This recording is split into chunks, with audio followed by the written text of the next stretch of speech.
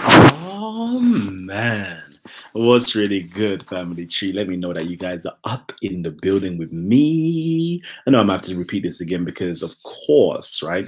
The first lookers in usually jump in roughly on the 15 to 20-second mark. So, family, if you're here with me right now, just drop a little comment. I know Buddha Bing is definitely here with me, hitting us up with some Then we got Jay Blacks online, and as well, Lemon Egg and Mark Maloney is with us as well. So yeah, family tree, Shaka G, COE, man, like content is here with us as well. So what we're doing straight away, man, like, I know, I heard, man, TNTS Greek, man. I'm hearing that today was a major affair still. Paying homage to the COEs, trust me. All right. What I'm gonna do is just send you guys the link straight away. So I would love for you guys to just quickly jump in, and then we can continue from there onwards. Wowzers. And it's mad, like I've finally reached home and all my energy has collapsed. Oh yeah. So I need you guys to come on and bring me back to life. Okay. Can you breathe life into me right now? Let me know if you can. Because I'm only doing this show for you guys, okay? So, of course, we've got Buddha Bing has just jumped in straight away. Let me know who else is looking to come in with us and actually have some fun. Let me know. Otherwise, right, I can go and watch my Netflix and just chill. I know when you say Netflix and chill, people got the other idea, but no, I mean like just Netflix and just chill. So, big up Dub Vikings up in here with us, sending Halloween feels. Okay, so first and foremost, since we're going to be waiting for people, let me do this, right? There is this article that I would like to actually discuss. It was quite interesting. I did a show on this, or a quick live stream on this a couple days ago, if not yesterday, on the conviction for calling Muhammad a pedophile is not in breach of Article 10 of the human rights, which is, I believe that's freedom of speech. Sorry, no, not freedom of speech, freedom of a free, just trial, I believe that one is. I have to just double check and go on there. Okay, no violation of Article 10, freedom of expression of European Convention of on Human Rights. All right, so yeah, we're gonna go into this. Like, this is very interesting article. Go into this, see if we can dissect it, see if you guys have your own opinions, and see what we can learn from each other. So that's one thing I want to do. But of course, I want to open this up to the panel members, right? I want to open this up to the panel members. I want you guys to come on. Did you go to Speaker's Corner? Nah, I didn't go Speaker's Corner. Didn't go at all. So yeah, I would love for you guys to come on and steer the conversation in the way that you want the conversation to go. If there's any other topics that you guys want to speak about, let us know. Those of you guys who was at Speaker's Corner today as well, can you drop us some information? Right? Can you drop us some information? What would you like us to discuss? What happened at Speaker's Corner today? So let's get on to this. So Buddha Bing, you got anything that you'd like to say to us right now, King? Yes, Kalam. You know what? You know me. I'm always going to try and play devil's advocate up in there. I'm for blasphemy laws. But they need to be clear and concise. As far as I know, there ain't a Muslim in the world that worships the Prophet Muhammad. So if they're saying that, they need to get their act together and get a bit more clued up on what they're talking about. But look, you can talk about a religion. I can ask you about Kemet. I can ask you about Islam. I can ask you about anything. But you don't have to insult it when asking. I think that's where a lot of the issues stem from. When people, especially in the park, I mean, I've got to the point where I've given up watching park videos now because it's just too negative. You can have a conversation with someone about any subject, but you have to have a bit of decorum about yourself. Yeah, and when you start blaspheming, that's when it kind of degenerates into an argument as opposed to a conversation. So you know, on that basis, I'm for blasphemy laws. So you know my personal stance, right? I already say this, so I don't make it hidden. You know what I call myself, right? I call myself God, right? Okay. Yeah. I'm a God.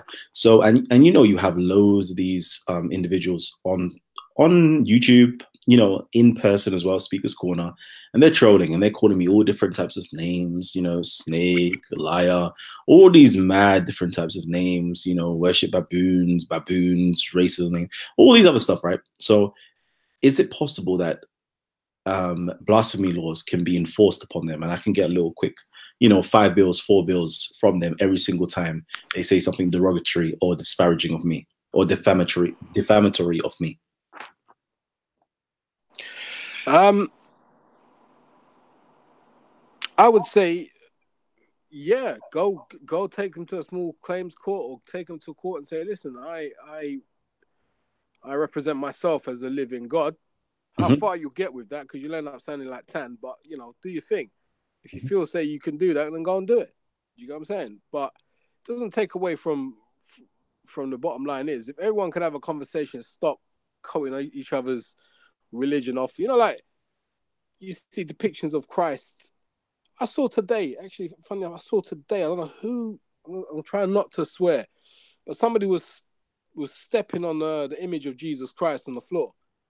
Now, to me, that is blasphemous. Why would you want to do that? What would you actually gain from doing such a thing? Okay, let me ask you a question, right? All right. Yeah, so let's say somebody deifies Hitler, right? And are we now saying that nobody should be able to walk over an image of Hitler?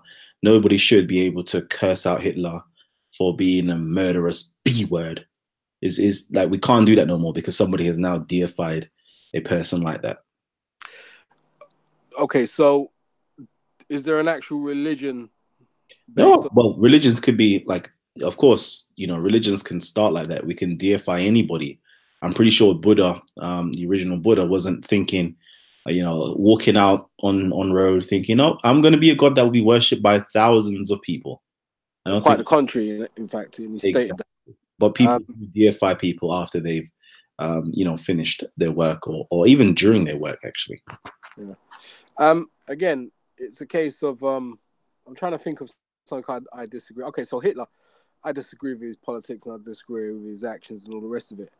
And I would take anyone to task to speak on that. But would I go around defaming his statues or pulling them down or ripping them up? No. Not even defaming him. Just saying he is a genocidal madman or murderer. Yes, I could say that. That's not blaspheming if you worship him. I don't think that's blaspheming, because if it's true, then So then this is what we're saying, though. This person has made a comment about, for example, the Prophet Muhammad being a pedophile.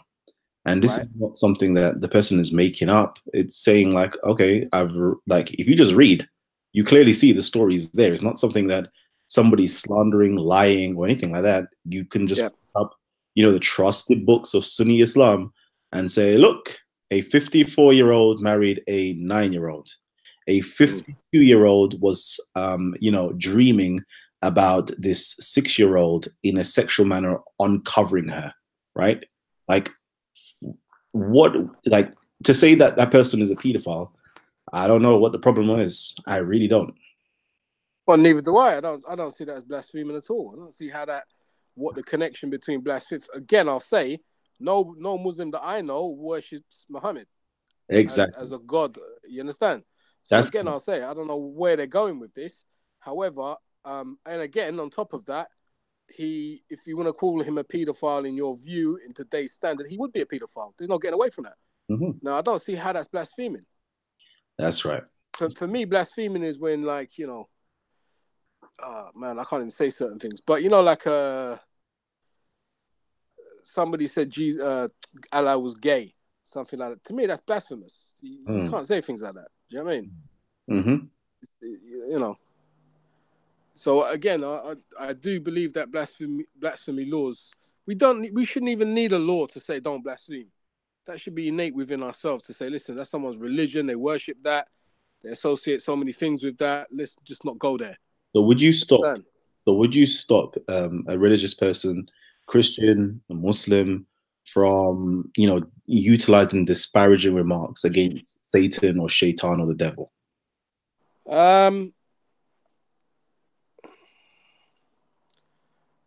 No, because that's one of their core tenets within their religion to do so. But now they're blaspheming somebody else's God. Okay, well, so within their religion, they have to rebuke the devil in all his guises and all his manners, right? Okay, cool. So that's part of their religion. So we can't dictate someone's religion to them. Do you understand? So, for instance, if Rastafarianism utilizes the smoking of cannabis, illegal as it may be, it's still their part of their religion. You get what I'm saying? So people may object to certain parts of people's religions, but at the end of the day, it's their own religion. So that means that if somebody wants to call, you know, a Muslim's gods whatever they like, for example, if someone's a Satanist, they can say, you know, the Christian God is this, the Muslim God is that, because it's part of my religion to do it. Yeah. The antithesis of the Christian and the Muslim God. Right. So then that's their theological debate they're gonna have about that. Do you understand? Mm-hmm. If they're gonna go, if a Muslim's gonna go up against a Satanist, then that's their thing. But as a true Christian or a true Muslim, they wouldn't defame any someone's God, but apart from Satan, I think that's the only one they can defame. I've never heard a Muslim say Jesus Christ was X, Y, or Z because it's one of their prophets at the end of the day. Yeah. And vice versa. I've never heard, well, I can't lie. I have heard Christians say certain things about Islam. But true, genuine Christians I know don't speak ill of any other religion because they're that's why I call them true Christians, because they're strong within their faith. I think you'll find that amongst, you know, definitely, I wouldn't say Judaism as much because Judaism is quite insulated. We don't really get to know what Jews are thinking, right? But Muslims, Christians, they're always out there. You know, you've got a Muslim or Christian friend. But no, if you listen to them for long enough, you find Christians definitely do speak negatively about, you know, them Jews and all of those stuff there. Any African traditional religion, you hear them speaking negatively about it. Anything to do with other religions as well, you hear them speaking negatively about it. It's not no hidden thing with them. Yeah. But do they blaspheme? That's a different. Yeah. The same with the Muslims as well. They will speak negatively about all the different gods. They're against every god but their own. But yeah, but are they blaspheming though? They make fun of other people's gods. Yeah, definitely. You know, the one of the ones, you know, how can you worship a cow, you know, against the Hindus? How can you worship, you know, talking about Buddha, how can you worship a statue or a man? They do it. They really go in. If you listen real carefully to them, you hear them go in. I don't know if that's blaspheming though. I think it has to be clarified as to what blaspheming is. Yeah, insult. If you're insulting, then I'd say that's like blaspheming. Yeah. Yeah, insulting is so very much so subjective, because, for example, anybody can take. So, for example, a Christian, right? When Muslims say, you know, Jesus is not God or the Son of God, yeah, he's just a man or whatever the case is, that is very insultive to a Christian because you're now downgrading my God into not being a God, you know. Is very, very, very insultive to Christians. If you listen to them and listen to their pleas, you know. Well, I would agree with that. Who is anyone to tell a Christian who their God is? That's if you're not a Christian, you shouldn't be talking about other people's gods in that manner, in that fashion. But ask a question. If you're having a conversation, though. Okay, but ask a question. Don't make a statement. Yeah. Ask a question. Is Jesus part of God? Is Jesus God? Don't say Jesus is not God. In the day, you're a Muslim. Hold your corner and ask a question, and the Christian will respond. See, you know, it's very simple. That's what I'm saying. We don't need blasphemy laws. If just people can just articulate themselves a bit more politely, I think we can get along much better. Definitely. Let me get Sarah in. Oh man, he's saying the sun, the son of the sun. Can you hear me? Yeah, I can hear you, King. Okay, good. Yeah. This is interesting, blasphemy laws, because it's all a subjective concept, right? It's all a subjective framework. As you were just explaining, bro, right? So you talk against the devil, you're blaspheming against somebody else's God. You know, you talk against Allah, you're blaspheming against somebody else's God. You talk against Buddha, you're blaspheming against somebody else's God. And then the question now becomes, where do we go from here as human beings? Who's right?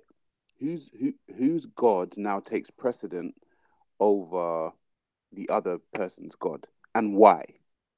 Do you get what I'm saying? Because when I speak about gods, I speak about beliefs. And I've said to people, no one's belief can be upheld or superseded over somebody else's, because they all fall into that realm. So somebody who believes in Santa Claus, to me, is the same that somebody who believes in Allah. Somebody who believes in Jesus is the same as somebody who believes in leprechauns. Okay, because a belief is a belief. It's an unsubstantiated, it's something that you hold true. However, you don't have any proof to actually back it up. So, yeah, I think this is a very slippery slope, bro.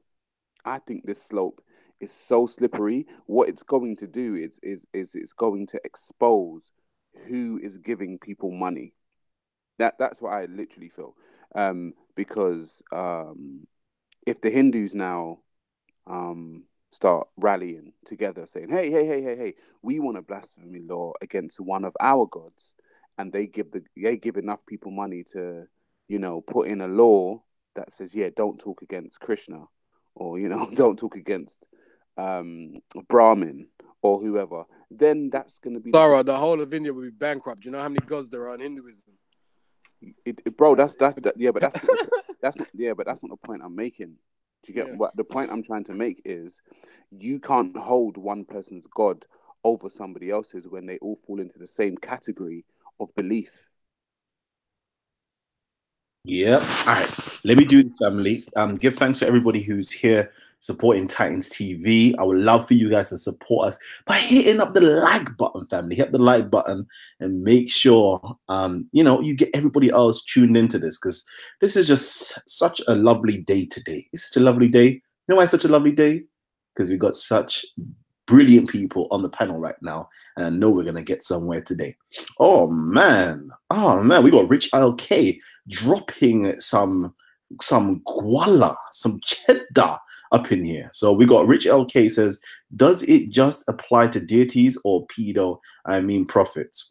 Ooh, I gotta read out whatever you say, baby. As long as you have that super chat, I gotta say whatever you write. All right, what I want to do, okay, family, is this.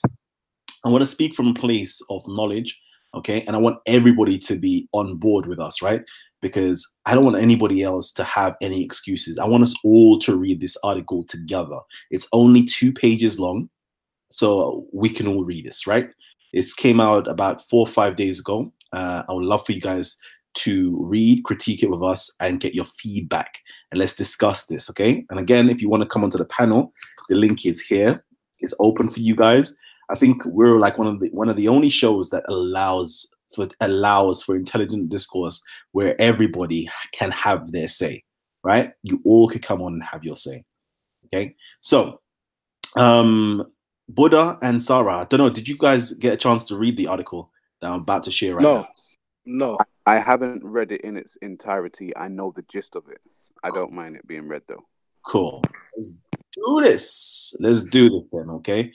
So what I would say though, Kalam, could maybe message to Kia, watch, and Rob maybe. I think they got some good insight into this.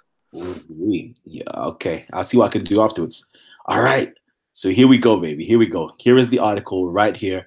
European Court of Human Rights. Okay, press release issued by the Registrar of the Court, ECHR 360 2018, and this was on the 25th of October 2018, right? Let me just double check. We're on the 28th, so 3 days ago this was released. Let's see what it says here. Conviction for calling Mohammed a pedophile is not in breach of Article 10.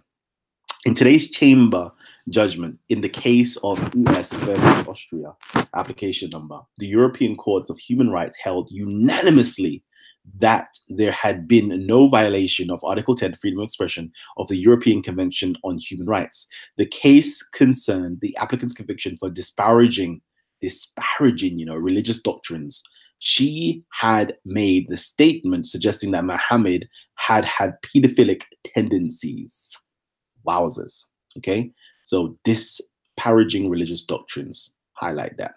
Okay, the court found in particular that the domestic courts comprehensively assessed the wider context of the applicant's statement and carefully balanced her right to freedom of expression with the right of others to have their religious feelings protected and served the legitimate aim of preserving religious peace in Austria. Okay, so it's nice and balanced. I'm with you. It held that by considering the impugned statements as going beyond the permissible limits of an objective debate, and by classifying them as an abusive attack on the Prophet of Islam, which could stir up prejudice and threaten religious peace. Okay, the domestic courts put forward relevant and sufficient reasons. Okay, I don't know if you want to stop there and then have a quick discuss on that before we continue. Let me know, family. Let me know. No, go ahead. Go ahead. Go ahead. All right. I want to make sure that we're all good. Remember, if you want to get my attention, just simply tag Titans TV and I'll scroll back in to see what you guys been saying. Okay, so I'll continue. Principal facts. The applicant ES is an Austrian national who was born in 1971 and lives in Vienna, Austria. In October and November 2009, Mrs. S held 2 seminars entitled Basic Information on Islam. She held seminars. Imagine that. Can't even hold seminars again, you know, in which she discussed the marriage between the Prophet Muhammad and a 6-year-old girl, Aisha, which allegedly was consummated when she was 9, inter alia. The applicant stated that Muhammad liked to do it with children, and a 56-year-old and a 6-year-old, what do we call it if it is not pedophilia? I'm just going to ask anybody. What do we call it if it's not pedophilia, by the way? We called it child molestation. Okay, definitely. I'm with you on that. See, I think the Muhammad of Sunni literature, I'm not saying, not all Sunnis believe this, okay? So let me make my qualification marks, okay? Not all Sunnis believe that, because we got people like Sheikh Atabek that, you know, completely denounces that. We've got people like Mufti Abu Laif, completely you know, objects to that and refutes that as well. So not all Muslims believe this, right? But you have to call that, first of all, pedophilia, right? What is pedophilia? Let's just quickly you know, my screen's still sharing. Let me know. Is my screen still sharing? Bro, nobody's saying nothing. Nope. I guess it's not. No, it's not shared. It's not shared. All right, let me share my screen. All right. Can I get you guys to just mute your mics? What's good, Hopsky? All right. So let me go here. Let's go to definitions. Definition. Oh, yeah. We got pedophilia. Okay. Sexual feeling directed towards children. Okay. So we could say at least, okay, at least it's pedophilia. Okay, having sexual attraction towards children. Number 2, we could actually call it child molestation. Okay, why are we calling it? Is it there? No. Okay, let me do this. Let me do this properly. Child molestation. That's the definition. Let's see. Come on, where's the definition? Child molestation is a crime involving a range of indecent or sexual activities between an adult and a child, usually under the age of 14. It is important, however, to keep in mind that child molestation and sexual abuse refers to specific legally defined actions.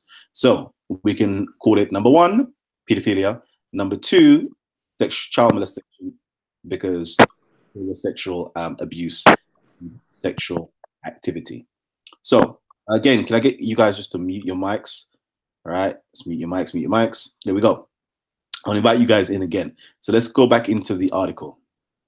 And it says here, okay, on 15th February 2011, the Vienna Regional Criminal Court found that these statements imply that Mohammed had had pedophilic tendencies and convicted Mrs. S for disparaging religious doctrines. Dum, dum, dum. She was ordered to pay a fine of 480 euros and the cost of the proceedings. God damn. Mrs. S appealed, but the Vienna Court of Appeal upheld the decision in December 2011, confirming in essence the lower court's finding. A request for the renewal of the proceedings was dismissed by the Supreme Court on 11th December 2013. Wow, that's mad money, you know, for just saying simple words. Okay, let's continue. All right, complaints procedure and composition of the court. Relying on Article 10, freedom of expression, Mrs. S complained that the domestic courts failed to address the substance of the impugned statements in the light of her right to freedom of expression. If they had done so, they would not have qualified them as mere value judgment, but as value judgment based on facts. I would agree with you, okay, Mrs. S, I would agree with you, right? You didn't just simply say it out of ignorance. Made a value judgment. You said no. You gave specifics of ages, 6, 9, and so forth. That lets us know that you've actually either read something or you've seen something that's coming from actual Islamic scriptures to me. But anyway, let's continue. Furthermore, her criticism of Islam occurred in the framework of an objective and lively discussion which contributed to a public debate and had not been aimed at defaming the Prophet of Islam. Lastly, Mrs. S submitted that religious groups had to tolerate even severe criticism. The application was lodged with the European Court of Human Rights on the 6th of June 2012. Judgment was given by a chamber of 7 judges composed as follows: Angelica, Andre, Siofra, Martins, Gabriel, Latif, and Lado. Okay, and also Claudia Westerdyk, section registrar. Okay. Decision of the court. Let's see what the decision of the court says on Article 10. The court noted that those who chose to exercise the freedom to manifest their religion under Article 9 of the Convention could not expect to be exempt from criticism. Hooray! That's right. Your religion can be criticized. Cool. They must tolerate and accept the denial by others of their religious beliefs. Awesome. Fantastic. Only where expressions under Article 10 went beyond the limits of a critical denial, and certainly where they were likely to incite religious intolerance, might a state legitimately consider them to be incompatible with respect for the freedom of thought, conscience, and religion, and take proportionate restrictive measures. Wow. Wow, wow, wow. Very important, right? Okay, hold on. Sorry. Okay, okay, cool. Sorry. Anyways, the court observed also that the subject matter of the instant case was of particularly sensitive nature, and that the potential effects of the impugned statements to a certain degree depended on the situation in the respective country where the statements were made, at the time and in the context they were made. Accordingly, it considered that the domestic authorities had a wide margin of appreciation in the instant case, as they were in a better position to evaluate which statements were likely to disturb the religious peace in their country. The court reiterated that it has distinguished in its case law between statements of fact and value judgments. It emphasized that the truth of value judgments was not susceptible to proof. Wowzers. However, a value judgment without any factual basis to support it might be excessive. The court noted that the domestic courts comprehensively explained why they considered that the applicant's statement had been capable of arousing justified indignation, Specifically, they had not been made in an objective manner contributing to a debate of public interest, e.g. on child marriage. Blood clots, the statement should arouse justified indignation, in my humble opinion. God damn. If that doesn't ignite indignation inside of your heart, there's something wrong with you. But anyways, let me continue. But could only be understood as having been aimed at demonstrating that Muhammad was not worthy of worship. It's not worthy of worship. When do Muslims actually worship Muhammad? This is why I'm going to say that this court and the bodies that represent the cause was completely incompetent and incapable of coming to a just decision. Completely incompetent, completely, and ignorant at the matter of fact. Anyways, let me continue. It agreed with the domestic courts that Mrs. S must have been aware that her statements were partly based on untrue facts. It was based upon untrue facts. Anyways, let me continue. And apt to arouse indignation in others.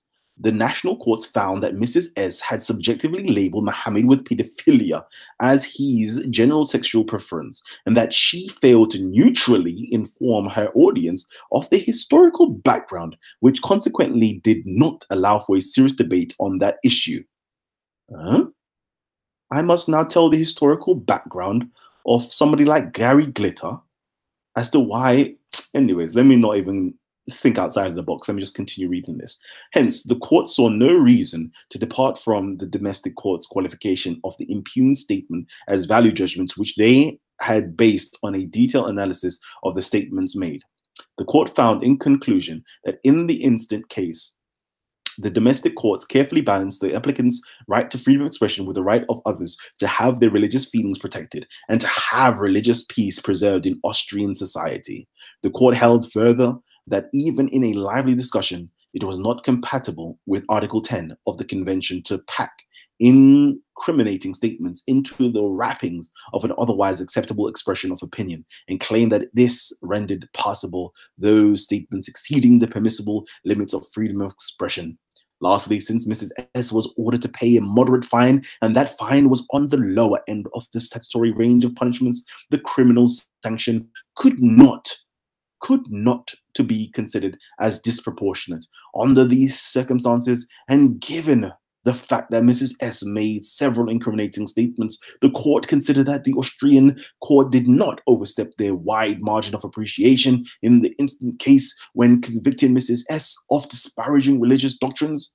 Overall, there had been no violation of Article 10. The judgment is available online in English. And it continues, but that is the end of it. Right here. Okay? Page 3. Okay? So we read everything. Now, let's talk. Let us discuss. Everybody's kind of gone now. No, I'm listening, bro. I'm listening. Cool. Let me just quickly double check to see if there's any tags of Titans TV or if there's any super chatters like Rich LK who dropped a massive amount, which is keeping it going. Okay, I can't see any Titans TV. John McDermott says, Titans TV is the most persecuted religion in the entire world. Facts. Child abuse, Titans TV. All right, let's get it. Let's quickly see. Titans TV again, the height of wickedness, indeed, says John McDermott. Let me just make sure I'm reading all of the comments. John McDermott again says, why is Jesus Christ cursed, used up and down, all around, and nothing is said or done? It's become a curse word. Indeed. Plus, Christianity is the most persecuted religion in the entire world. Facts. All right. People do not understand that a choice to not have religion is also a free choice of religion. Think that is what could help us. Indeed. Let's see. Anything else? Okay, that's it. That's it. I don't see anything else. No other super chats or no other tagging of Titans TV. Sorry, Miss Southeast says, what's to discuss? Muhammad is a pedophile and nonce, and I, for one, am going to say so.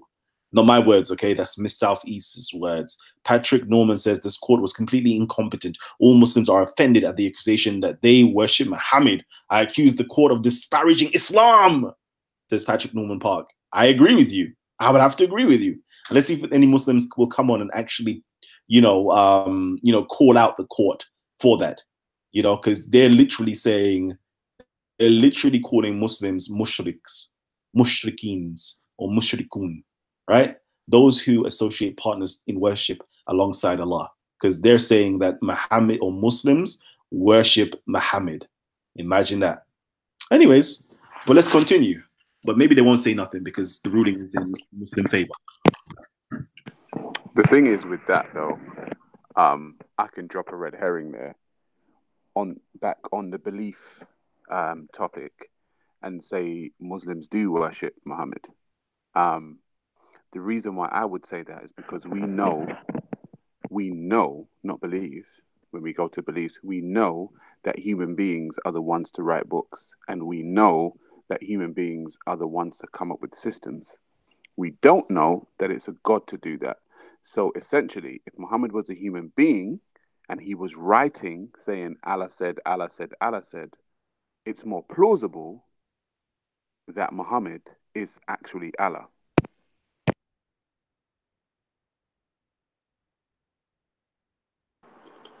Yeah. I'm not going to get into that one, but yeah, the court's got that completely wrong.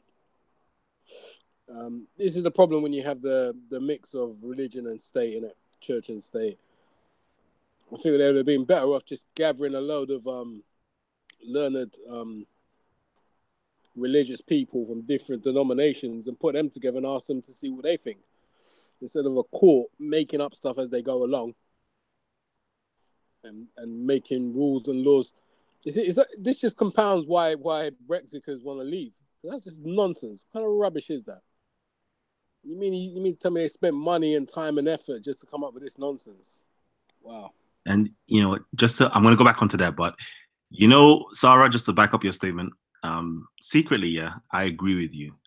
But that's me thinking outside of the box, right? Okay, I'm not saying this is what Muslims actually believe and actually do, but my thing is, right, the highest form of flattery is imitation. Okay, and for us, the highest form of flattery or the highest form of praise is imitation, right? The highest form of praise. So that's the highest form of worship, is to actually imitate. From a Kemetic standpoint, that's why we always talk about, we're gods.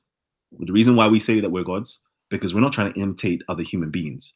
We're trying to imitate the mind of what it would be to be God, right? We're trying to be exactly like that. We're trying to be exactly like Ra.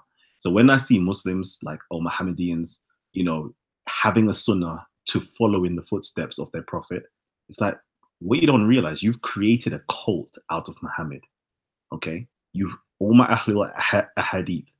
created a cult out of Muhammad, and you're following Muhammad. You're trying to dress like Muhammad, talk like Muhammad, eat like Muhammad, sit like Muhammad, sex like Muhammad, go to the toilet like Muhammad. Exactly. Like that there is worship. For those of you guys that don't know, that is a form of worship. But I know you're going to say, no, it's not. I am with you. I'm not going to say it's a form of, Islamic worship, right? But in the outside world, okay, that is a form of worship. Inside Islam, form of worship, inside Islam, yeah, I know you don't worship Muhammad. I know. But outside, anybody looking in, I'm telling you now, that is a form of worship. But yeah, let's not get too sidetracked and go elsewhere. So I don't know, where do you want to go onto this article? Okay, where do you want to actually talk about this article? Because now we've read it, we're all on the same page. Where do we want to go? I'd go back to who I said I always talk about. Well, my new thing is to follow the money. So I want to know who was paid, okay, to pass this nonsense, because in my opinion, it is actually nonsense to pass such a law. What we know from historic accounts and current accounts is that lobbying, people lobby, people give money, and people give backhanders to people to push through either a law, a statute, a commandment, an agenda, okay? And I'm just wondering who was funding this court or these judges that came up with this decision? That's all I'm wondering. Who would you surmise it was, Sarah? Would you say it was a Muslim, a Christian, a Jewish person? Who do you reckon? Well, logic would dictate that it would have to be somebody with long pockets, big pockets, who was actually Muslim. Logic would dictate that. Can I prove it? No. Is it a belief? Yes, because I can't prove it. However, it stinks. I'm just saying this stinks of something, and I think people need to be a little bit more switched on. Yeah. Wait, 1 second. Sorry, let me just quickly do this because I got to shout out all my super chatters. John McDermott says, I find it's very strange that Christianity is left to become the most persecuted religion in the entire world. Fact. And Muslims are backed up by ? Oh man. Salutes to John McDermott as well. Go ahead. Yeah, I can kind of sign on to the whole lobbyist and, paying off and all that kind of stuff. That happens in politics all the time. There's no denying that. But for a Muslim to put out that kind of diatribe and say that Muslims worship Muhammad, I don't know, it's a bit counterintuitive. I don't think any right-minded Muslim would make that statement and try and push it through a court because it's clearly inaccurate. So I just think that the people on the board was clearly ignorant and incompetent. But let's quickly go back. And just double check. What exactly did this woman get charged for? I just want to make sure we know. Can anybody remember? That was it. So on 15th of February 2011, the Vienna Regional Criminal Court found that these statements imply that Muhammad had pedophilic tendencies and convicted Mrs. S for disparaging religious doctrines. Disparaging religious doctrines. Let me quickly, I need to Google that real quickly. What does that actually mean? What does that actually mean? I had to even check up my thing. Disparaging. Let me see what disparaging means first. No, I'm dumb. Expressing the opinion that something is of little worth. Derogatory. Okay. Disparaging religious doctrine. Was it? What does that actually mean? Insulting religion is a crime as conviction upheld. Wow. Okay. Oh, I didn't even know this. Okay. I might have to, okay, let me quickly go and just check something.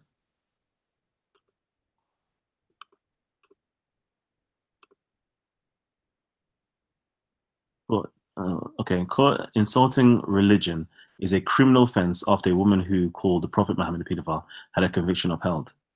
So we're saying that if you make any disparaging remarks against a religion,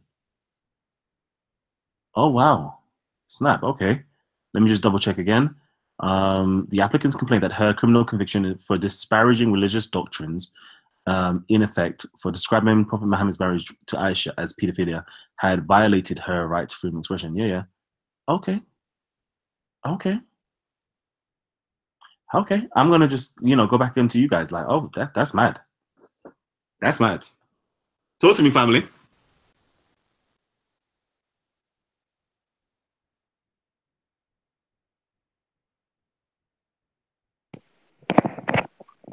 Can you hear me? Yeah. Sorry, bro. I'm still trying to the question I have is, what does this now mean for the rest of Europe? And I know you're reading an article, and I know this is what happened to this woman. What does this now mean for the rest of us? What does it mean for your channel? Do you get what I'm saying? Like, what does it mean when you have debates on your channel, or you have people here speaking their mind and all kinds of stuff?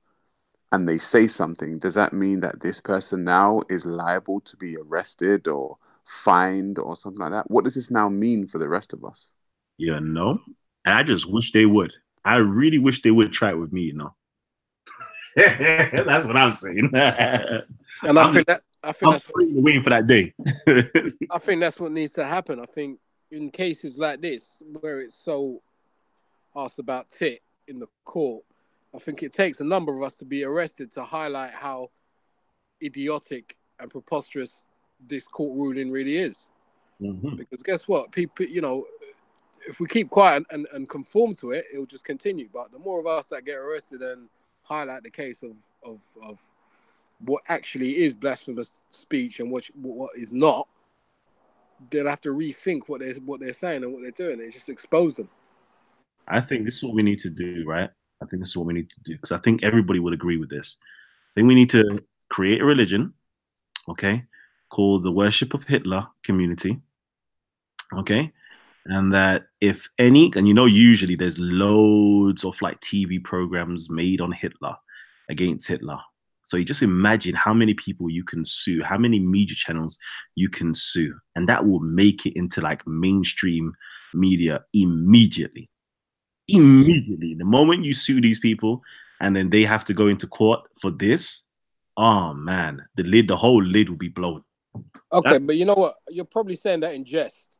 No. I'm actually being serious. Like new religions are created like every day. What's that spaghetti? Was that spaghetti one? Pastafarianism. There you go. Like they're created every single day. Let's create a religion for that. And we all agree that, you know, Hitler has got to be like one of the worst men in history, right? Everybody agrees with it, but not everybody, Kalam. This is what I'm trying to say. True. Not everybody. Right. So not that everybody's that would hear you start that religion would only kind of you be co-signing them inadvertently. So that's why it's dangerous to do. It's dangerous, but I think it's necessary. It's dangerous but necessary, right? Start it. Anybody that says anything negative about Hitler, take them in to be sued. Let it go through the appeals. Let it go through to, you know, European Union. Let there be a big, massive media court case going on this, and then let everybody's eyes open up to this nonsense. That's what I say. Or if you want to choose another, you know, one of the most hated men in history, choose another hated man in history, and let's create a religion out of it. No, I still think you should just continue as you're doing, kind of thing, and state the obvious. If by today's standards, Prophet Muhammad was a paedophile, then say that. And if you're going to get arrested and taken to court, then do that. Do you understand? Because the more people get done for it, the more there's going to be an issue here. Do you get what I'm saying? It's like anything. If there's only one or two of something, it's not an issue. One or two black kids stab each other every 2 years, it's not really an issue. When you've got loads of kids stabbing each other every month, then all of a sudden it's in the issue, it's in the mind's eye, it's in the news and all the rest of it. That's when people have to start taking responsibility and trying to sort it out. So I say keep doing what we're doing. If we're going to state the obvious, and again, it has to be facts. You can't turn around and start saying nonsensical, false things about people's religion and blaspheming. You can do that legitimately. You don't have to blaspheme. Well, I would say you don't have to slander or lie. Okay, slander and lie. Yeah, okay. You don't have to slander or lie. We can just tell the truth. That's what's so amazing. So amazing. Yeah, but the thing is with that is that here's where the gray area comes in, right? Because you will have hadith saying that Prophet Muhammad has done these things, right? You can say slander and lies. And you will also have hadiths that contradict it, right? And say no. So then if I go with a hadith that says, yes, he done this, and then someone else goes with a hadith that says, no, he didn't, who's the liar? Who's the slanderer? No, but the thing is, right, the hadiths, okay, when we're talking about Sunni Islam, okay, there is only literally one book out of the whole Sahih collection, okay? So there's 6 different compilers, okay, in Islam that compile these stuff, and they all agree this is what's happened. The majority, if not all, of Sunni Islam all agree. It's only these new radicals, right, who've just come in. Okay, and I'm one of those radicals, by the way. I'm one of those, revolutionary individuals that say nope, nope, nope, nope, nope, nope. So those people are in the minority. I'm meaning, like in England, I've only heard 2 people talk and say no, hasn't happened, and they're people of authority, muftis and shit.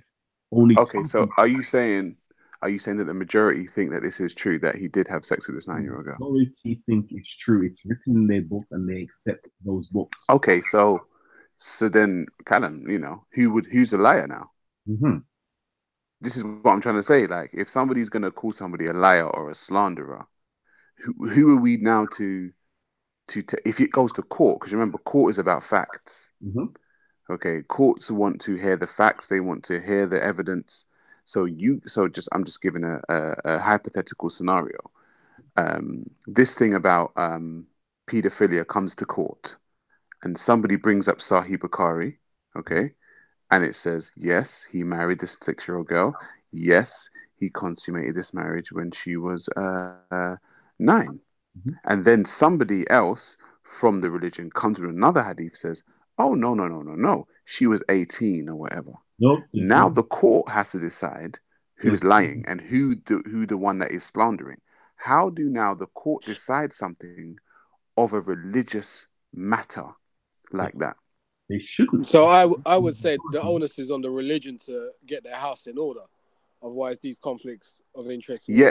The thing is, though, Buddha, I would agree with you. But what they've done is they've put it into the European court hands now. Do you get what I'm saying? With this whole ruling.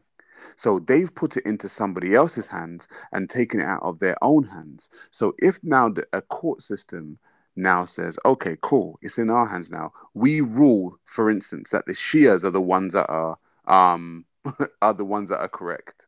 The Sunnis are going to go crazy. No. But the thing is, you put your religious matter into a court system that is not religious. That's now on you. Yeah, and I think that's where the failure started right there. I don't know what. I'm surprised the court even took that on, to be honest with you, because it's a religious, not a law, civil law even. It's not even criminal or civil. It's a religious debate. So why they took that on, I don't know. For real, bro. And I wonder, because there might be some next thing that comes out. Did these characters even exist? And it's like now we've just taken Batman and Superman into the European courts. Like we're now arguing over Batman and Superman. God damn. That's another story for another day. I don't want to get too controversial. All right, family. I don't understand, right? We have over 235 people tuned in right now, and you guys are hitting the like button. So salute to you guys for actually hitting the like button. Though, love. But what I would love for you guys to do is come in, partake of the discussion, partake of the conversation, family. Right? We want you guys to come in. And whilst we're speaking right now, I'm going to go into the background and try to get Rob and Takia on. Okay, we got the witness to Speaker's Corner. He's on right now. Salute to you. Now let me go into the background. So please, you guys take over the show, carry on talking, and let me get other members to jump in.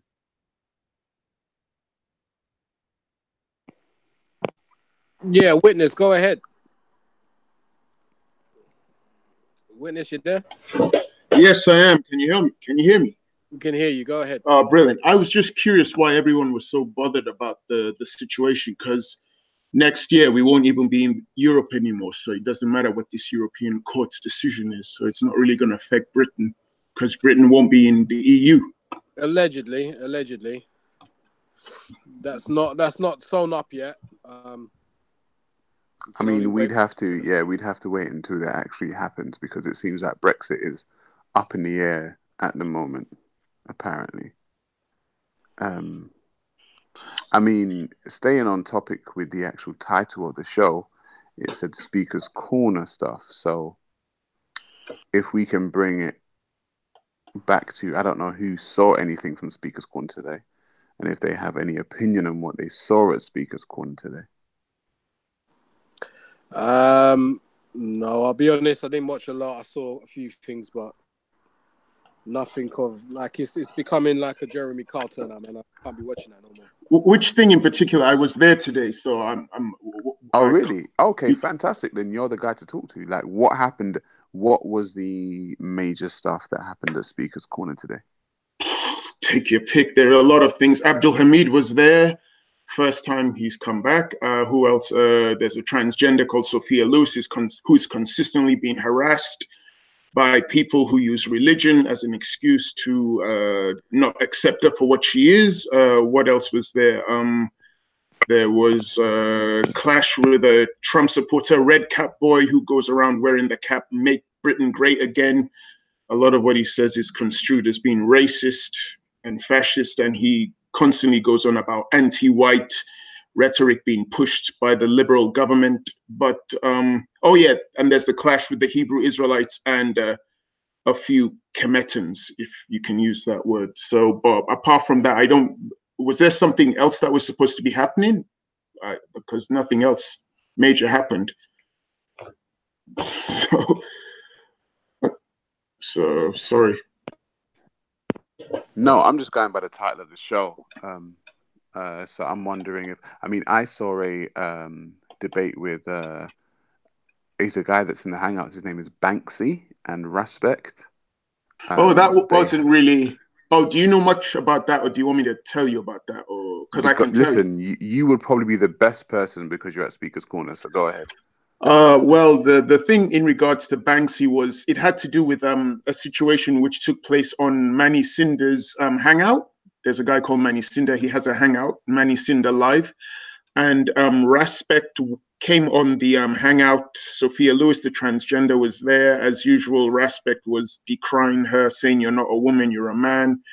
And Banksy was on the hangout, and he decided to basically troll Respect. He proceeded to call Respect a girl, referred to him as Little Red Riding Hood, because Respect was showing a video in which he was politically talking about situations. It was an exhibition and Respect was there, and he said, "Who?" And Banksy kept saying, "Who's the girl there who looks like Little Red Riding Hood?" And then Banksy found out that Respect's real name is Mackenzie, and he proceeded to make fun of Respect's name and Respect's African name. So he kept on saying Respect Mackenzie Butu Butu Butu Wangoshi, which really aggravated Respect, and Respect felt that was racist. So today, Respect confronted Banksy about that. Not just Respect, but I think a couple of Respect's friends as well. They all confronted Banksy about it. And Banksy was saying, I wasn't being racist. I was just using something from Phone Jacker to just troll you. And that was basically it. I don't think they made their peace, so they're still not friends. Well, they were never friends, but that was primarily it. Banksy trolled Respect, and he made that remark which Respect felt was very racist, and Respect let him know about it today. And that was the main thing with both of them. Yeah, and of course Respect clashed in a big way with Betty, but that's nothing new. So. Yo, Titans, I think you've just found your first roving reporter right here. Yeah, it seems like you are like the Speaker's Corner reporter. No, I'm just lucky. I see things and I end up on certain hangouts, so that's it. But yeah, all the videos are gonna get released tomorrow. Do you think do you think Speaker's Corner has become a place of drama over the past couple of months? I'd say longer than that, close to 12 months. It was a lot worse. It's gotten a lot better. Well, the thing about Speaker's Corner is that it is inconsistent. Today was nothing compared to last Sunday, when a number of people from the DFLA turned up. A guy called Avi Yemeni turned up, a Jewish guy who is regarded as being provocative. So a lot of policemen and police fans turned up last Sunday. This Sunday was a lot quieter, so it depends. You could have like 3 Sundays where it's quiet, there's no violence, no one is getting hit. And then all of a sudden, whenever the people deemed as far right turn up, then all hell breaks loose. But the police prevent any violence from breaking out. That's one of the reasons why I just removed myself from it, because I was actually down there for actual debate, and it just got to a point where it was just too drama based. People wanted, people wanted fights. People wanted to, confront you about stuff, and I'm like, listen, I'm literally here for intellectual debate about ideologies and etc. etc. But it seems like a lot of people aren't down there for that anymore. Well, that ship has sailed for you. I mean, the last time you had decent debates was 12 months ago. Now you've become so notorious that they passed word around most of the Muslims that no one's going to debate you rationally. They're automatically going to see you as an enemy, as a troll, and they're just going to lose their minds when they see you. So it's never going to, that period where you had peaceful discussion is long gone, unfortunately. So, yo, guys, could we revisit this conversation a little bit later, if possible? I know Rob and Takia Watchers just turned up. I'd like to hear. I've spoken to Rob before about blasphemy laws, and he's got some very good points. But Takia, what did you make of this so far? I call out every black person in this panel, and the comment section. Would you let half of the thing that's happening in UK or Europe happen in your home country, in the Caribbean or in Africa? Half of the things. Or would you become Tommy Robinson times 10? Let's be honest. If you won't let this happen to any African country, why can't you be a patriot for UK or Europe? What's wrong with you? Okay, Takia, hello. What up? I don't think that's the conversation we're having right now. We're talking about that is the conversation. If you read between the lines. Oh, really? Okay. Well, yes. You continue. I can answer that question from a historical standpoint.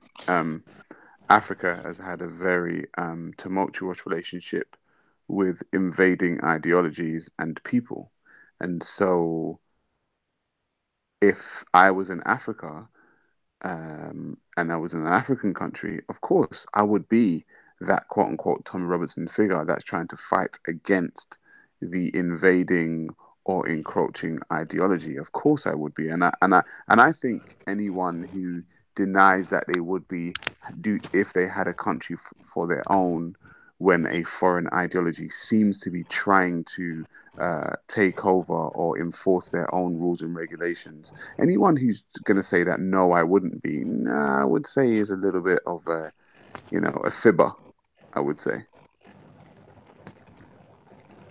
Anybody else? Now, hello? Can you hear me? Yeah, we can hear you. Yeah, I just wanted to ask Salah a question, man. I just came on it. So, what's your problem with Islam? Is it the ideology? What is it? Is it the Muslims? Okay. Okay, we're going away from the subject. But should I answer Takia's initial question? The thing is, could you answer the initial question that Takia actually brought? Yeah, let me get onto that. The problem that the British patriots face is that we're kind of caught in this dilemma where, okay, we've got our own country and we want to defend it and defend our values and this kind of stuff, but what many immigrants or second-generation immigrants bring up in England is that, oh, you were the colonialists, you've taken over the world, you wrecked the home country's foreign policy has caused all this instability. So they feel like, they're owed something, or they have a right to be there. So the British patriot has a problem where, you can't be overly, it's kind of like a unique thing we have where you can't be overly patriotic, because if you are, then in a sense you're denying the colonial past, which obviously was a terrible thing. And Sorry. Were you the person that just spoke and asked me a question? Sorry. No. Oh, okay. No, I want to know from the guy who actually wanted to ask me a question if he could answer that question that Takia watched. So let me add to that. Hold on. So you guys are going to have your kids in this nation, right? Whatever nation you live in. I don't live in UK. So you're highly invested in the nation that you live in. So why won't you look out for the nation's interests, So I would say we should keep the British values, and I will see where the patriots of this country are, let's say, agitated with having this ideology of Islam. Everyone is scared of this ideology trying to take over. But I don't think that's the case. But so I would say anyway. Okay, it doesn't seem very coherent, the No, answer. But I did seem to get the question, but that's why. yeah, the question is like, if you had your country and Yeah. you had a foreign Takia, please correct me if I'm wrong, and you had a different ideology or people attempting to encroach upon, your value system, the way in which you've done stuff, would you be a person that would stand up and say, no, these people or this ideology is not going to come and encroach upon my society? No, I wouldn't say that. You wouldn't be that person. You wouldn't. So, okay, so are you a Muslim? Yeah. Okay, so okay, fantastic. So if the Chinese, for instance, with their ideology and their way of thinking, attempted to encroach upon a Muslim country, you would be totally okay with that.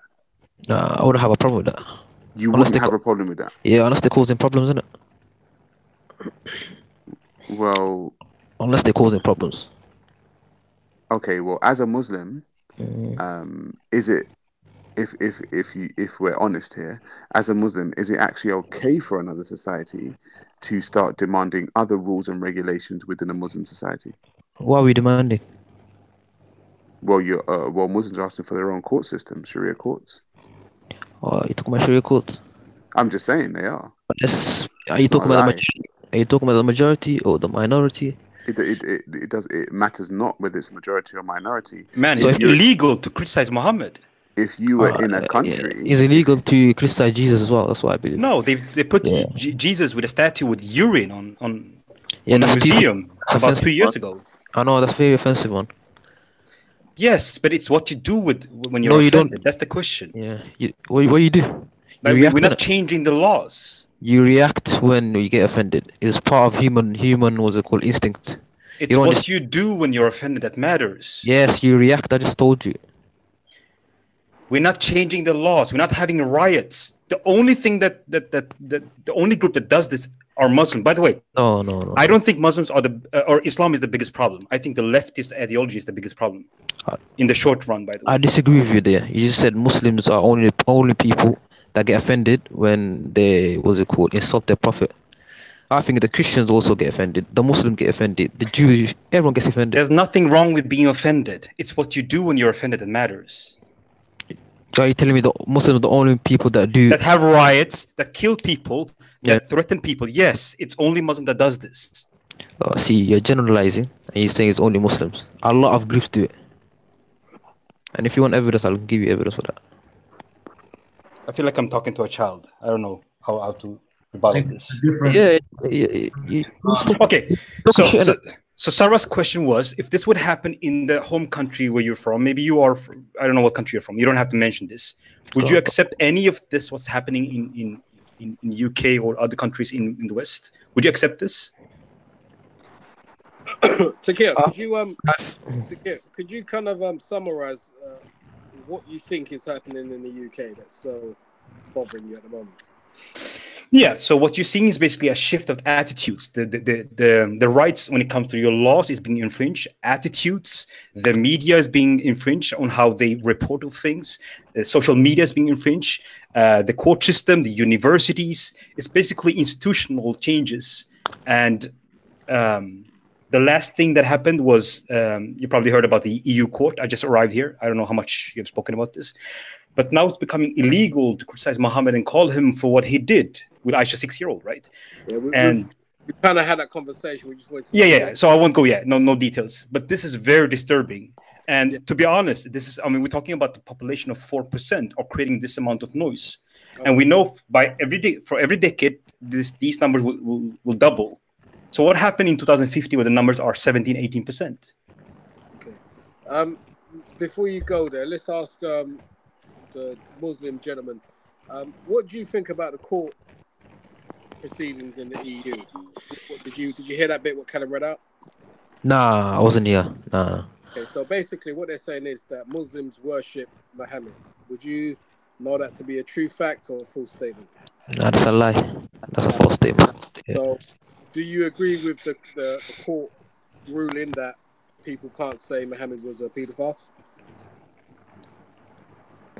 Nah, I don't agree with that. They can have their opinion in it. I don't mind having people having their own opinion, man. But I don't think that what he did was pedophilic.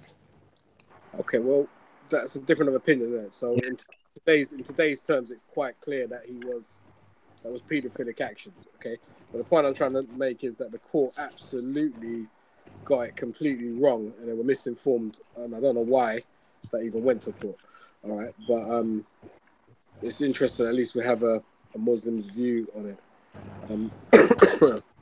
Hold on, my brother. Hold on. Let me just do a quick rewind. Rewind. When your mom says go, you're homeless. Rewind. Let's do that again. I've got to go, yeah, but I'm gonna of course leave the show running, right? But you don't think? Sorry, what don't you think was pedophilia? Because I just got to pull you up on that one real quickly. What don't you think was pedophilia? I think today's pedophilia is not the same as 1400 years ago pedophilia. That's what I'm saying to you. Could you tell me what the 1400 years ago pedophilia was? I think both socially and morally it was okay to marry a 9-year-old in the Prophet's time. It was both, yeah. Could you show us an example where that was okay? Yeah, it was rife around the whole world. Even in UK, it was okay. No, not the whole world. I'm just saying in Muhammad's time, in Muhammad's city, in Muhammad's country, give me one example where that was okay. Okay, I will. Yeah, go on. You can't. I can show you a few examples where it wasn't okay, but I don't think you can show me any example where it was okay. This argument leads to a place where it seems as if you're saying that morals change as a Muslim. No. Back then, the life expectancy was much smaller than what it is right now. So you say the life expectancy is about 60. Right by there was about 30, 40. So marrying at such a young age was nothing big in it. No, what I'm trying to say to you is that you're telling me that back then it was morally okay, yeah? Yeah. Okay, so do morals change with the times now? Yeah, definitely. It was an evolution of morality now. All right, fantastic. That to me is not a very religious way of seeing things because God's morals are unchanging. Yeah. What? Hang on. Remember what they said about Muhammad. I'm talking about humans right by now. Hang on. Muhammad is the perfect example for human beings for all times? Yes or no? Yeah. Okay, so what is a permissible 1400 years ago is permissible in 2018 then, if he's the perfect man for all times, for all people. That means it should be allowed today then, because we're in a different, even though we're in the time, it's for all times, whatever he did. So we should be able to have sex with a 9-year-old girl in this time. Would you agree?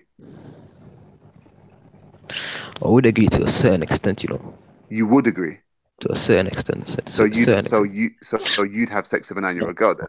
No, don't put words in. I said, what did I say? To agree with a certain extent, fam. That's what I said. What is this certain extent you're talking about? Huh?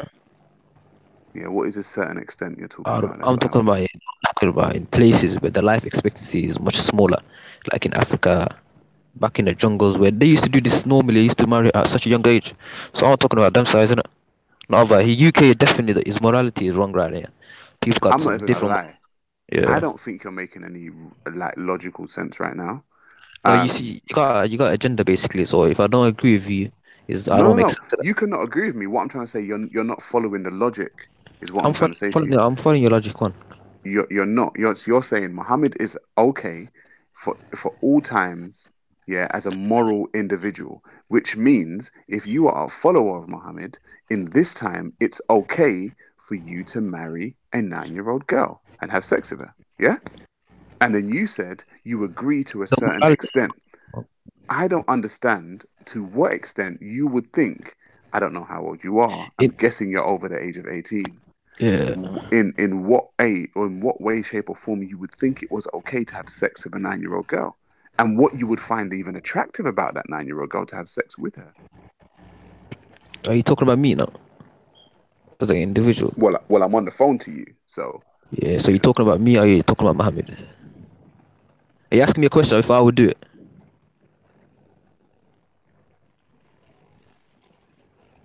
Yes. Yes. He's speaking to you, so he's asking. I would say no. I would say no. Not in today's society. Can you hear me or not? Yeah, we can Yeah, hear we- you. Can Yeah, you I said. hear I me? said. Yeah, I can hear you. Yeah. Is there anywhere in the literature that it says at a certain time it was no longer permissible? Or are you just sort of making this up by yourself? What do you say? Was there anywhere in the Islamic literature that said at a certain time period it's no longer okay to marry a 9-year-old, or are you using your own moral values here? Nah, I'm interpreting it myself, innit? Okay. So your morals, and that's what we often say, your morals are better than the book. No, If no, no, Muhammad no, was alive today, he would still be doing that, correct? no. He would. So I would believe he would. Back then, what did I say to you already? Back then, I'm talking about the life expectancy of people. It was okay to marry people at that age. That's what I'm trying to say to you. But Who said today's it was society, okay? Just Muhammad?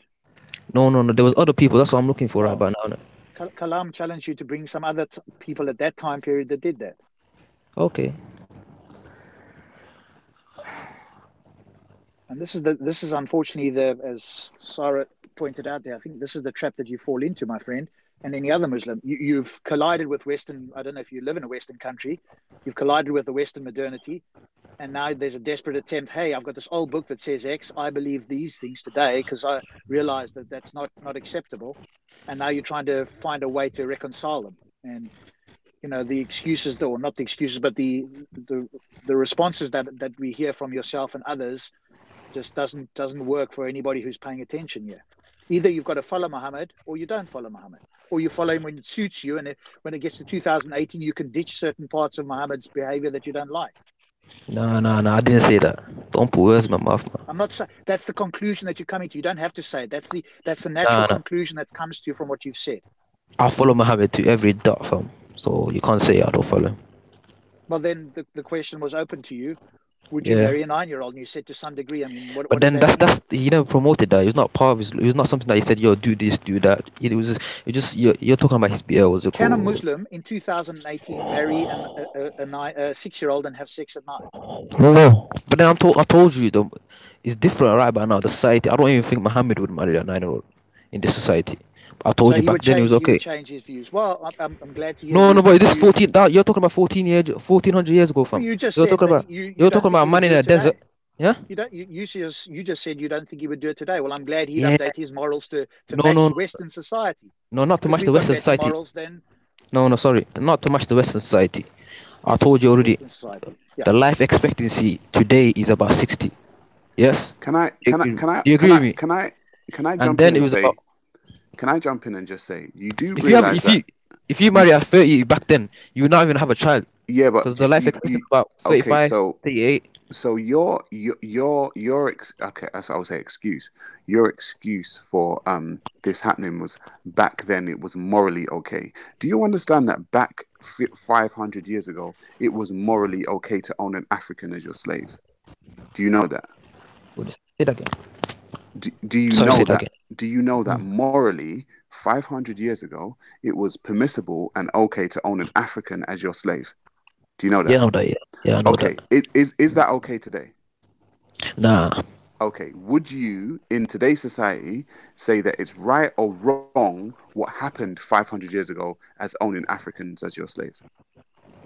Yeah. Would you say it's wrong? Yeah. Okay, cool. Would you say it's wrong that Muhammad had sex with a 9-year-old girl 1,400 years ago? No. Oh my! Why? Wow. What? He's given his reason. I mean, we can challenge his reason. His reason is because they only lived to 30, so marrying at 9 was okay. Now we live to 60, 70, marrying at 9 is not okay. As if that's let's say for coherent response. So I'm trying to say, if they're married about 25, 25 they're married, or let's say even 18, they wouldn't live very long, would they? Most of them died about that age, 38, 38, 40. So they had 20 No, that's wrong. That's seriously wrong. Hold on. Muhammad's wife, Sauda, she died 40 years after Muhammad's death. No, you're talking about one single case. I'm talking about average, man. No, the average was not that they died 40 years. Is that your case? It was. No, you're talking about something like 4,000 years ago. Nah. When they were 40 years. Maybe Are you in talking war. about- That's very different. No. Okay, so let me I'm not- just deal with your I'm not- argument. Can you just sum it up for me? Say that again. Can Say you that sum up again. so I understand your argument? You say that basically at that time they were doing things that we don't do today. Is that your argument? Yeah. Can I respond to that? Yeah, definitely. Okay, so you look at my screen right now. Can you see my screen? Yes? 1 second. I was looking for something. 1 second. Let me just go back on that. Can somebody see my screen? Yeah, go ahead. Okay, so let me see if I can get the source for you here. Because when, okay, here it is. So when Muhammad married Aisha, it was not because he was following the time, the moral of his time. It was because Sahih Bukhari says the following here, volume 9, 87, 140. It says the following: Muhammad had a dream that came from Allah. So Muhammad is saying the following: you were shown to me twice. He's talking, Aisha is talking right now, that Muhammad said the following: you were shown to me twice in a dream. Let me just make sure it's clean. You were shown to me twice before I married, and I saw an angel carrying you in a silken piece of cloth, and I said to him, uncover her, and behold, and it was you. So Muhammad is saying Aisha in the dream. And he said to himself, if this is from Allah, then it must happen. So he's not following the norm of his time. Have you seen this one before? No, not really. What do you think about what you're seeing? No, I can't read it. Sorry? So, what are you telling me? You finished with that? If this is from Allah, then it must happen. Then you were shown to me the angel carrying you in a silken piece of cloth. Nah, but listen, that doesn't show the reason. You just told me that's the reason for marrying Aisha. Yes, according So to Muhammad, he was having a dream from Allah, and then the angel Gabriel showed Aisha on a, I guess, piece of cloth that was uncovered, and that's basically he's seeing Aisha, I guess. And then he's saying, if this is from Allah, then it must happen, which is basically what happened. No, we're not talking about the reason. We're talking about the morality, if it's right or wrong. And Yeah, even, but- hey, Karim? Yeah, but he's saying that the cause is he's having a dream from Allah, and that's the reason why he married her. No, he didn't say that, sorry. Well, let's read it one more time. You were shown to me twice in a dream before I married you, and I saw an angel carry you in a silken piece of cloth, and I said to him, uncover her. So now he's saying Aisha. And he said to himself, if this is from Allah, then it must happen. This is from Allah, it must happen. Yeah. So basically, you're telling me if you see someone in a good reason why you marry, that can be the only reason why you marry someone. Innit? Well, this is actually the case because that's what actually happened. No, yeah. So what do you think about this? He's not following the norms of his society. He's having a dream sent from Allah. No, you can say that's one of the reasons, isn't it? But there's many reasons. Well, he's saying that if this is from Allah, then it must happen. Meaning that if Allah sent this dream, it must happen, which is exactly what happened. He married her. Yeah, yeah. So it's Sahih Bukhari, by the way, just so you know. You can look it up the source for yourself later. So okay, I'll just build a case. What I'm trying to say here. So this happened in Yemen when young children is getting married to older men, and as you can probably see on the screen right now, is that people are protesting against the government trying to protect young girls from getting married to older men. And the response here is, the reaction is that women are saying, or men and women are protesting and saying, it's against Islam to set the minimum age of marriage. So people are saying, who are you, the government, to say that young children cannot get married at 6 or 9? It's against Islam to do that. And Zainab, her last name is the following. I don't know what her name is. She's 27 and she's from the Iman University. And she says the following: a girl can get married when she is an adult. For some girls, that is when they're 15, and for the other ones, they are when they are 9. So maybe you can have your interpretation, and they will have their interpretation according to Sahih Bukhari. What would you say about that? Oh, what would I say about that? Listen, but then you just shifted the goalposts. We were talking about if it was okay back then to Muhammad to do what he was doing, innit? That's what we were talking about. Yes, and he was sent a dream from Allah. Yeah, but that's one of the reasons, isn't it? That's one of the reasons, isn't it? So would you agree that you have the right to not choose to marry a 6 or 9-year-old, and another Muslim have the right to do the same or to do the opposite and do marry a 6 or 9-year-old, and both of you are okay? No, not in today's society. where's the qualifier saying that it's limited to Muhammad's time when the dream is coming from Allah? It's kind of obvious, isn't it? It's kind of obvious. We're not that stupid, innit? In today's society, it's absolutely wrong. You can't even do it, even if you want to do it right by now. What do you mean you can't do it? I mean, it's happening. What do you mean you can't do it? Can you explain what you mean? Where is it happening? Yemen, they're doing. Pakistan, a Danish imam said the same thing here. Let me just take a look at it here. Here's an article from 2016. Yeah, 2016, in Danish imam, saying the following, that we have to accept that there's a different culture and we cannot destroy one family life. So he's talking about having child marriages, and he's saying that the Danish government should back down and respect that we have different cultures. What do you say about that? I would say that's wrong, you know. Well, you don't want to do it, but they want to follow Muhammad. So why are they wrong? No. That's not where they're coming from. They're not saying we follow Muhammad, are they? Yes, they are. Show me, go on. Okay, so let's go back to Yemen. Article from Yemen from 2014, I think. Yes, it's 2014, 2015. Should I read it one more time? It's against Islam to set a minimum age for marriage. Zainab al-Sundair, 27. But that's a lie. That's a lie. It's not against Islam to set a minimum. There is a minimum age for marriage in Islam. What age is that? That's when you're physically and mentally mature. What age number is that? Yeah. What do you say? What number is of age? Yeah, but then it doesn't say physically or mentally mature right by now. It's a vague statement saying minimum age for marriage, isn't it? Well, her explanation was that for some that is 15 and for some that's 9. So that's in line with what you're saying. So if someone wants to marry off their 9-year-old, there ain't no one physically or mentally mature at 9, man. That's bullshit right by now. But then there is evidence that back then there were people that were physically and mentally, and they were much more physical than us. Where's the evidence for that? Okay, I will show you the evidence for that. Okay. Please do, because you will get a Nobel Peace Prize, and I will accept that it was Muhammad at 9 to marry Aisha. If you can provide the mental evidence, forget about anything else. I want the mental evidence. Yeah, but then that's go ahead.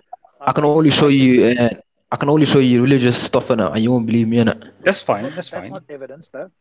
Huh? That's not evidence. What evidence? Evidence that she was mentally ready. We know today that people are not mentally ready and can't take responsibility for their actions until they get into their early 20s. According to Sunan al-Nasai, Sahih Hadith, I mean, Aisha used to play with dolls. So is that mentally ready? According to listen, my brother, you can't just quote me from a hadith. You quote me from the Quran, man. Quote me from the Quranic script. Should we do the Quran? Yeah, do the Quran. Anybody ready for that? Okay, let's go to the Quran. Let's have fun.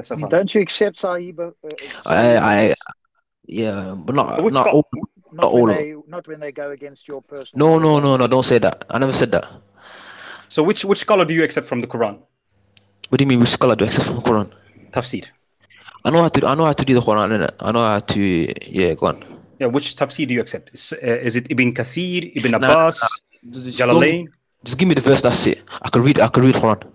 Yeah, we can do that. But which scholar do you want to see if any scholar agree with you? You can choose any scholar of your choice.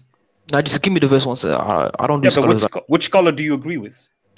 Yeah, let's not get into that. Just give me the verse, bro. Well, that's important, right? Because I mean, your interpretation, my interpretation. Scholars should have higher priorities when it comes to. You want to give me a verse, and then it doesn't say what you're saying. Then you're gonna give me the tafsir, and then he's gonna go on in line what you're saying, innit? Give us tafsir of your choice. No, just give us the verse. Let's read the verse, innit? It's English. Okay, let's read the verse, and then we go tafsir. Can we read 2 tafsir? Any of your choice. Your choice. Now you can, but I'm saying let's just read the verse and at face value. Sure, and then we do tafsir. Which tafsir do you appreciate? No, what's the point of doing tafsir? We can read English. Oh, okay. I know, right?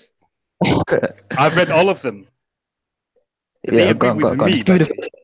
Okay. Give me the verse. Let's have fun. Okay, let's do which English translation do you appreciate? Just give me the reference and I can read the Arabic. Quran 65 verse 4. Do you want it on the screen? No, I'll pull it up. Quran 65. Okay. 60. Yeah, Quran 61. 65 or 60, 65 verse 4. Yeah. Surah Talaq, innit? Yeah. You're well versed, fam. Yeah, I help around 80 Muslims leave Islam. Yes, that's basically what I'm good at. Huh? Around 80 Muslims have left Islam. There's more. Yes.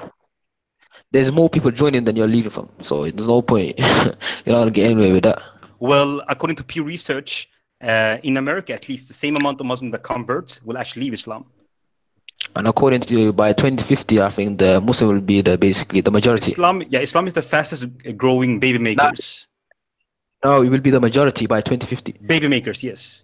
Muslim women are not allowed to basically progress and have opportunities. No, you can say what you want. You can say what. I've seen many people who converted, many. In their thousands. One person made 5,000 people convert. Should we really do this? Do you want to go to Pew Research? Because I have the link close to me. Is my brother? Did you hear what I just said to you? Okay, let's not run away. I mean, I know Muhammad run away from Mecca to Medina, but you don't have to do the same thing. I said by 2050, Muslims will be the majority in the world. Because they have more children, because Muslim women have children in early age. You can say that. Okay, so let's read this verse. Are you ready? Yeah, go and read it. Yeah. Okay, so those women, so we're speaking about women right now, who pass age, this is because they are too old. Monthly courses, they prescribe Ida. What does Ida mean? Should I explain or should you explain it? Ida. Karen. And those who not. Ida. If you doubt, then the period is 3 months for those who have not menstruated, and for those who are pregnant, their term is until they give birth. And whoever fears Allah, He will make for him of his matter ease. Yeah. What is now? Ida? Where does that say you can marry? Ida, do you want to explain it? Waiting period, right? So if you get married with a new person, you got to make sure that you have 3 months waiting period just to make sure that you're not pregnant. So the prescribed waiting period is 3 months, which is fine, because they didn't have, medical, the medical development was quite low. And for those who have no courses because they're immature, that means they are under 13, 12, 11, 10. Yo, what translation are you reading? Whatever translation. This is Noble Quran. Are you reading Sahih International? No, this is Noble Quran. I can do Sahih International if you want. I have it here. Because I'm reading the Quran and I'm reading the Arabic and it doesn't match with the English. Can you just read Sahih? You'll be better for you. It's here. Yeah. It's 3 month waiting period because they have not menstruated, because they're too young. Yeah. So he's speaking about young children right now. Waiting period is still 3 months for them. Nah. Should we go to Tafseer? Nah, don't pull it. No, we're not going. We can see, man. We're not stupid, fam. If you doubt, then there is period of 3 months. Where do you say children there? That's those your who have not interpolation. That's your own interpolation, fam. Also, those who have not menstruated. Let's go to Ibn Kathir, Ibn Abbas, Jalalain, whatever of your choice. Should we find out? Listen, you could go to 1,000,001 of these scholars. A dedicated Sunni who loves his prophet is not going to come on this channel and admit to you that his prophet was a pedophile. So all of these questionings that you're doing, what are you trying to achieve? Are you trying to get him to say that his religion is wrong? Because that's not going to happen. No, it's impossible for the religion to be wrong. That's what I'm saying. Ibn Abbas is Muhammad's cousin, right? What do you say again? Ibn Abbas is Muhammad's cousin. It's not my friend, My brother, listen, we can read the verse itself. Okay, let's find out. Ibn Abbas. Should we do it? Go on, just do it. It's not my friend. It's Muhammad's cousin. He lived with him. Let's find out. And for such women, of your women as the spirit of menstruation because of old age, because they're too old, right? If you doubt about their waiting period, their waiting period shall be 3 months. All right, so that's what we read earlier. Upon which another man asked Muhammad, "O Messenger of Allah, what about the waiting period for those who do not have menstruation because they are too young?" Whoa, it seems like Ibn Abbas is in line with me, alongside with those who have it not because of their young age. The waiting period is 3 months. That's speaking about children who have not menstruated because they're too young.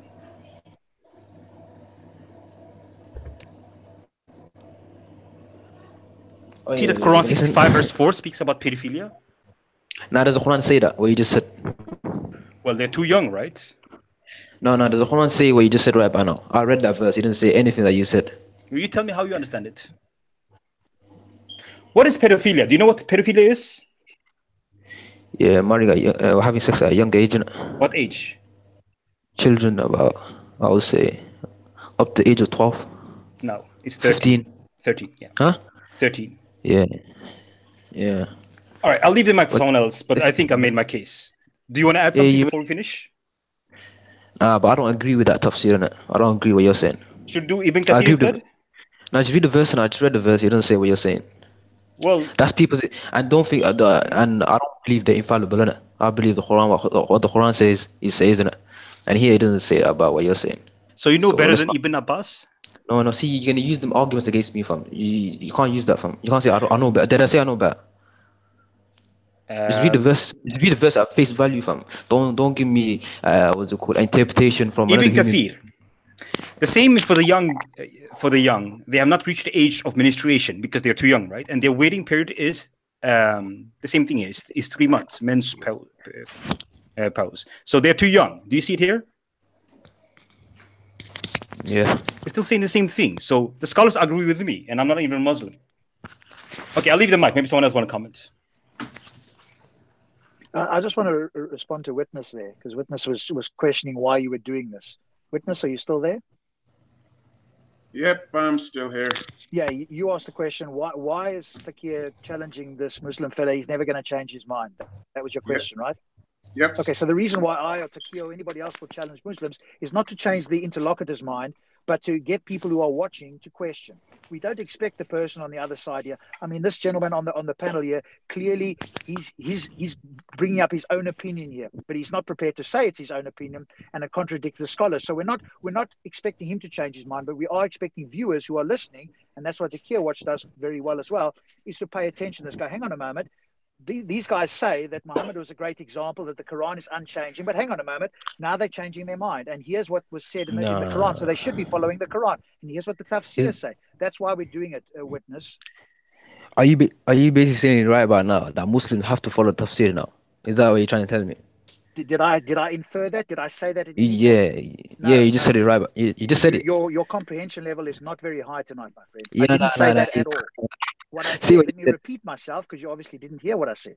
Yeah. I said that's what the Quran says and the Tafseer said, and you are making your own opinion up here, and you don't want to go with the Tafseers because you've got a better version of morality, which is good for you. I do actually applaud you for that you're not back in the 14th century, 1400 years ago. But unfortunately, your book says that, and your book says you've got to follow it. So the fact that's that a lie. you're choosing that's a not lie. to follow it, you're lying again, man. That's okay. My brother, you're lying. Yeah, you can say whatever. So Witness, that's why we do this, so that we can show that there's inconsistency here. Where does it say? These guys have actually got better morals than their book. Where does it say in the book? Hold on, Rob. All right, you show Rob where he's lying there. No. He told me he's in the book, didn't he? Okay. So go and show us where it's in the book that you can marry. Takia Watch has just shown you. Underage. Takia Watch has just shown you ample evidence. I think you don't accept. Let me just repeat. No, just repeat what the verse says. And those who no longer expect menstruating among your women, if you doubt, then their period is 3 months. And for those who have not menstruated, and for those who are pregnant, their terms until they give birth, and whoever fears Allah, He will make him of the matter of ease. Now you tell me what that means, fam. It doesn't say anything about what that brother said. What he did was he brought up a tafsir, interpretation that he liked, that followed his agenda. He asked you which tafsir, which is the scholars. Do you accept scholars, or do you just go with your own opinion on everything? What do you say? Do you accept in scholars, some cases, or do you just use your own opinion when it suits you? In some cases. In some cases, so you're cherry picking. That's a logical fallacy. It's not a logical fallacy. What you're doing, then you're not being consistent as a Muslim. You just lied upon the book, fam. You just said it's in the book right by now, and it's not in there. You should have said it's in the tafsir, not in the Quran. That's what you should have said. You're not paying attention. You said it's in the Quran, the tafsir, fam. That's what you said, fam. I heard you. And what did the tafsir just say to you about it? But is it in the Quran, yes or no? At face value. That and see the same thing. Only you seem to be blind to it, which is problematic. No. Everybody else in the panel can see it except you. Well, you can see you blind and you're the only one that can see it straight, or perhaps you're the one who's blind and the rest of us can see it clearly. So you're seeing what the Quranic verse says, isn't it? Or the interpretation of the You just read it. He provided you the tafsir. Witness, this is the reason. I don't expect this man to make any change here. He can be consistent as he's like. The point is the viewers can see it. Everybody else in the panel can see it. That's why we do this thing. Because these guys claim that this is a wonderful religion, that it doesn't have any errors or contradictions. And we can see here, this gentleman is doing everything he can to sidestep it because he knows that he wouldn't do this today in 2008. Yeah. Is that all you got? Throw everything, go on. Keep throwing. What I'm trying to say, at face value, that verse, I read it in Arabic as well, it doesn't have anything to do with what brother says. What he did was got the tafsir, got his own interpretation, and No, he didn't use his own Basically, interpretation. no, He used no, the no. scholar's Yeah, interpretation. agreed. He used the scholar's interpretation and basically sided with the scholar instead of looking at that Do you verse. not side with the scholar? What do you say? What do you say? Do you I not don't have side with the scholars? I don't have to. It's not my. It's not one of my. What's it called? I don't have to do it. It's not compulsory. Innit? So it's only compulsory when it suits you. Then you'll No, go. I When it didn't say isn't, that. and Did I lie? Did I say that? No. we can see this, my friend. No, no. You don't You're have putting to words in admit my it. mouth, man. It's obvious to everybody in the panel here and to all the viewers, hopefully. No, you're Now, I putting know words in. that you're a better Muslim than your book, which is good. No, I'm not. But don't try No, and I'm say not. that I'm you not. and I'm the not. book are the same, because We are the same. We are the same. Definitely. no. We are the same. You're completely inconsistent. What I'm trying to say to you is right by now. Listen, I read the Quran at face value. I don't use anyone. Can we change it up a bit? Let's move on. Maybe I think You read the we're Quran gonna at face be value, here no problem. Yeah, we can move going on. around in circles. Yeah, for- face value. So when a verse says go and kill them behind this, I'm sure Takia Watch will bring it up. When we read a verse about killing the people behind the stone and this tree and so forth, Yeah. you read that in face value as well. Yeah. Okay, But so listen. you can go and do that as well, right? Now, see, you're reading it out of context. You're reading it out of context. Context. I see. Yes. Now there's a context when it suits you. Now you've been unfair. I Right now. see. Okay, Take- no problem. I can do the same thing to any scripture, and I can find you one verse and show it to you at face value and say, look what this You means. say to me face value. What does face value mean? Yeah, face value You about read. You read the Rob, verse. Rob, You take what it let, says. Rob, let me explain. Go ahead. Tell us the context, Mr. Gang. Yeah, so what verse is talking about? I'll read you the context, and I'll read you the time it came out, and who was it for. So I'll tell you everything. Don't worry. Just give me the verse. Is that what face value means to you? Yeah, definitely. That's what. Okay, then you and I Giving obviously you have a very verse. different understanding of English. No, Face so value, basically you what should you're. read it and you go, hey, this is what it means. Is something wrong with my mic, man? Can you hear me properly? You try Somebody fix else your is mic, getting mute your mic feedback. for There's now, other I people suppose. that unmuted themselves and obviously getting feedback on some speakers. I don't know who that is. Can you hear me properly? Can you guys hear me or not? Yeah, we can hear you. Go ahead. So this is what I mean about face value. Yeah, you read. Let's say you read 5 verses before, 5 verses after, and you put it in context. You don't just pluck out one verse from the top of your head and say, yo, this Muslim do that. I see a lot of what's it called, non-Muslim do this here. They say, yo, kill the non-Muslim wherever you find them. Bang, they pull that verse up and say, yo, this is what Muslims do. But they haven't read a verse after or before, which will put it in context and they would understand. But they should go to anti-Islamic websites like answerinmuslim.com and find that verse. Just tell us the context and go. Yeah, but he it. hasn't given a lot of. Well, you've just stated it, so give us what that context means. Yeah. Which one? The one you just stated about kill the kuffar where you find them. Oh, kill the kuffar where you find them. That was about what's it called? 1 second. I don't want to misquote the Quran. Yeah, take your time. Yeah, Rob, you there? I'm here, buddy. Quick question. About the old blasphemy laws. I think me and you had a conversation about that a few months back. So you're aware that the EU have made a proper mess of things, of giving out I saw an article. Is the same one you're referring to? I saw that article where the European Court of Human Rights upheld I think it was the Austrian conviction of a woman for saying Muhammad was a pedophile. Is that the one? Yes, that's the one I'm referring to. Yeah. Would you like to comment on that? Well, obviously, the comment will be short. Absolutely ridiculous, of course. And the reason, so that we can keep, I can't remember the exact word, but along the lines of to ensure to ensure the continued peace in religion. And that for me was just hilarious and ridiculous. Do you think in society today it's acceptable to blaspheme any religion? Yes. Okay. What does one gain from blaspheming? But depends what the person's goal is, isn't it? Like Tan, for example, his goal would be to show what the limits of free speech are. And remember, blasphemy. But Buddha, blasphemy is only it's a subjective assessment by a particular person. Because I bet you, if you went and you cursed Muhammad, not every single Muslim on planet Earth would actually find it as blasphemous. Some of them would just ignore it. Some of them would say something else. Most of them would probably find some fault with it, but not everyone. But it's subjective because anybody can claim something's blasphemous. I could go down to Speaker's Corner and say the moment a Muslim opens his mouth talking about Islam and by reference me as a kuffar goes to hell, that's blasphemous against my morals and against the laws of nature. And I want them to stop blaspheming whenever they went open their mouth and talk about Islam. Okay, so let me just Would that be clarify. fair? Let me just clarify. Is it possible to blaspheme against anything other than a religion? Probably depends how you define blasphemy.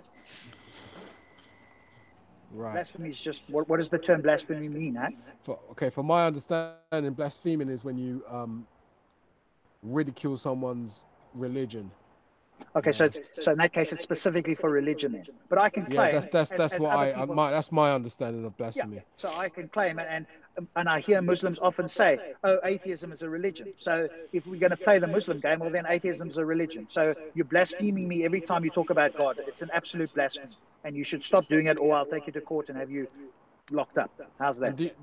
Rob, it's on your microphone that echoes. Is it mine? Yeah. Do you have potentially have like YouTube up or something like that?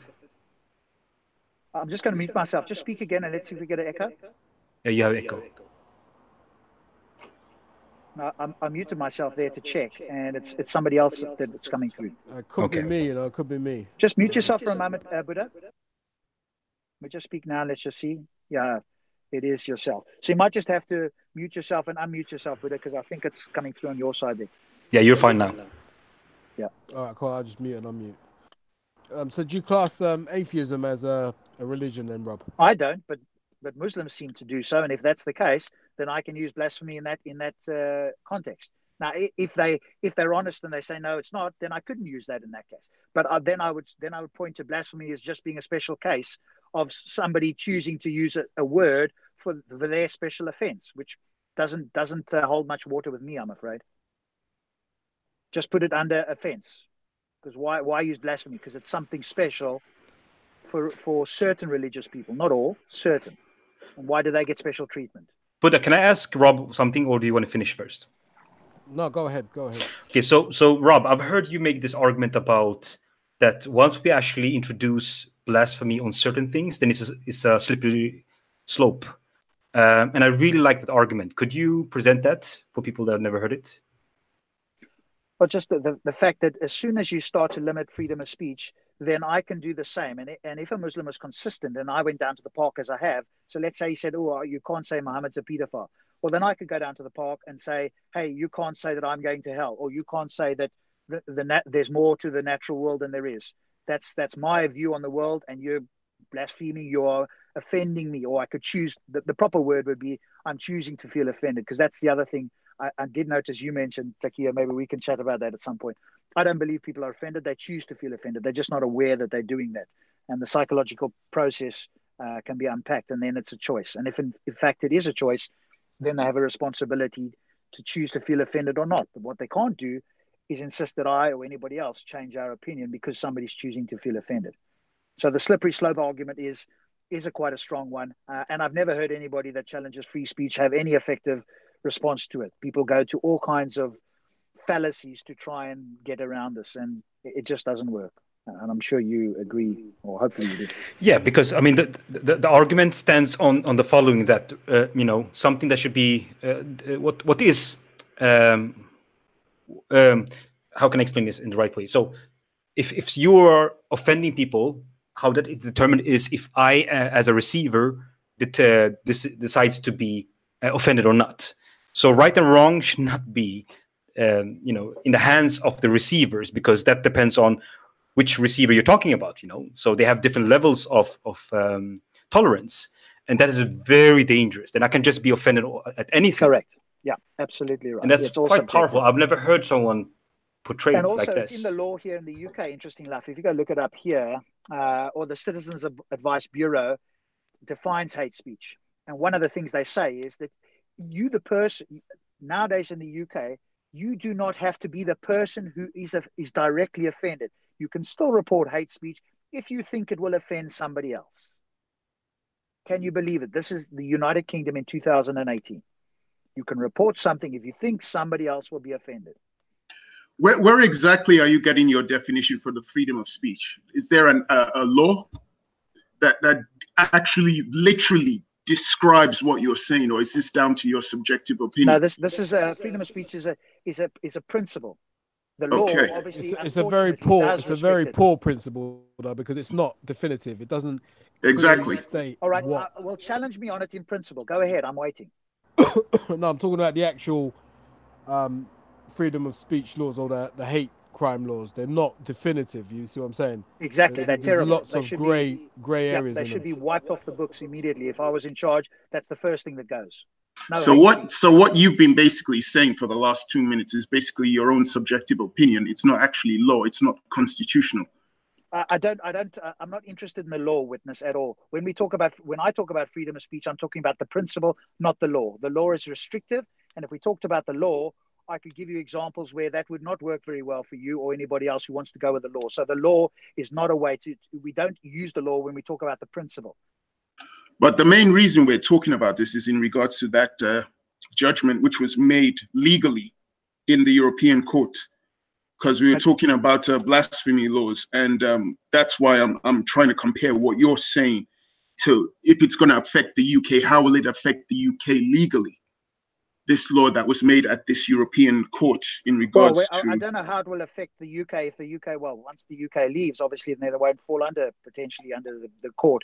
But when I talk about it, I measure whatever the law says against the principle of free speech and see whether the law is in fact what we should have as a law or not. I'm not interested in what the law currently is, but what should it be whenever I talk about freedom of speech. So somebody introduces the law, I'm not interested. That's a restriction. That's an artificial restriction, and it doesn't address the principle of free speech. But if you want to talk legal, then I guess we'd have to get a lawyer on here to go, how would that affect the UK? But we can see what's happening with hate speech laws already in the UK, and it's not good. All right, Rob, while we're talking about free speech, can we just examine free speech just for a little while, if we may? The example of free speech I'd like to use is Mr. Tan.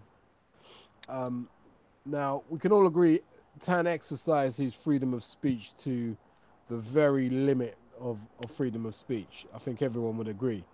In the end, he had to apologize, and we no longer see him in the park expressing his freedom of speech. What do you think he achieved, if anything? Well, he showed us what the boundaries of freedom of speech is or not, as the case may be. And I don't have to agree with him, and I don't think anybody else has to agree with everything he says. And he should be open, and has been open, to criticism from everybody, or most people, let's put it that way. So that was and it would be the same for Anjem Choudhury or any other person. So my principle is the only consistent principle I would suggest from everybody I've ever spoken to. So I will accept that people have the right to do so, and we should challenge them.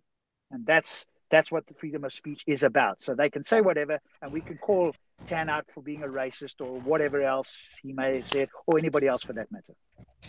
With no limit. The only artificial limit I impose currently would be direct incitement to violence. But in fact, somebody actually challenged me on that.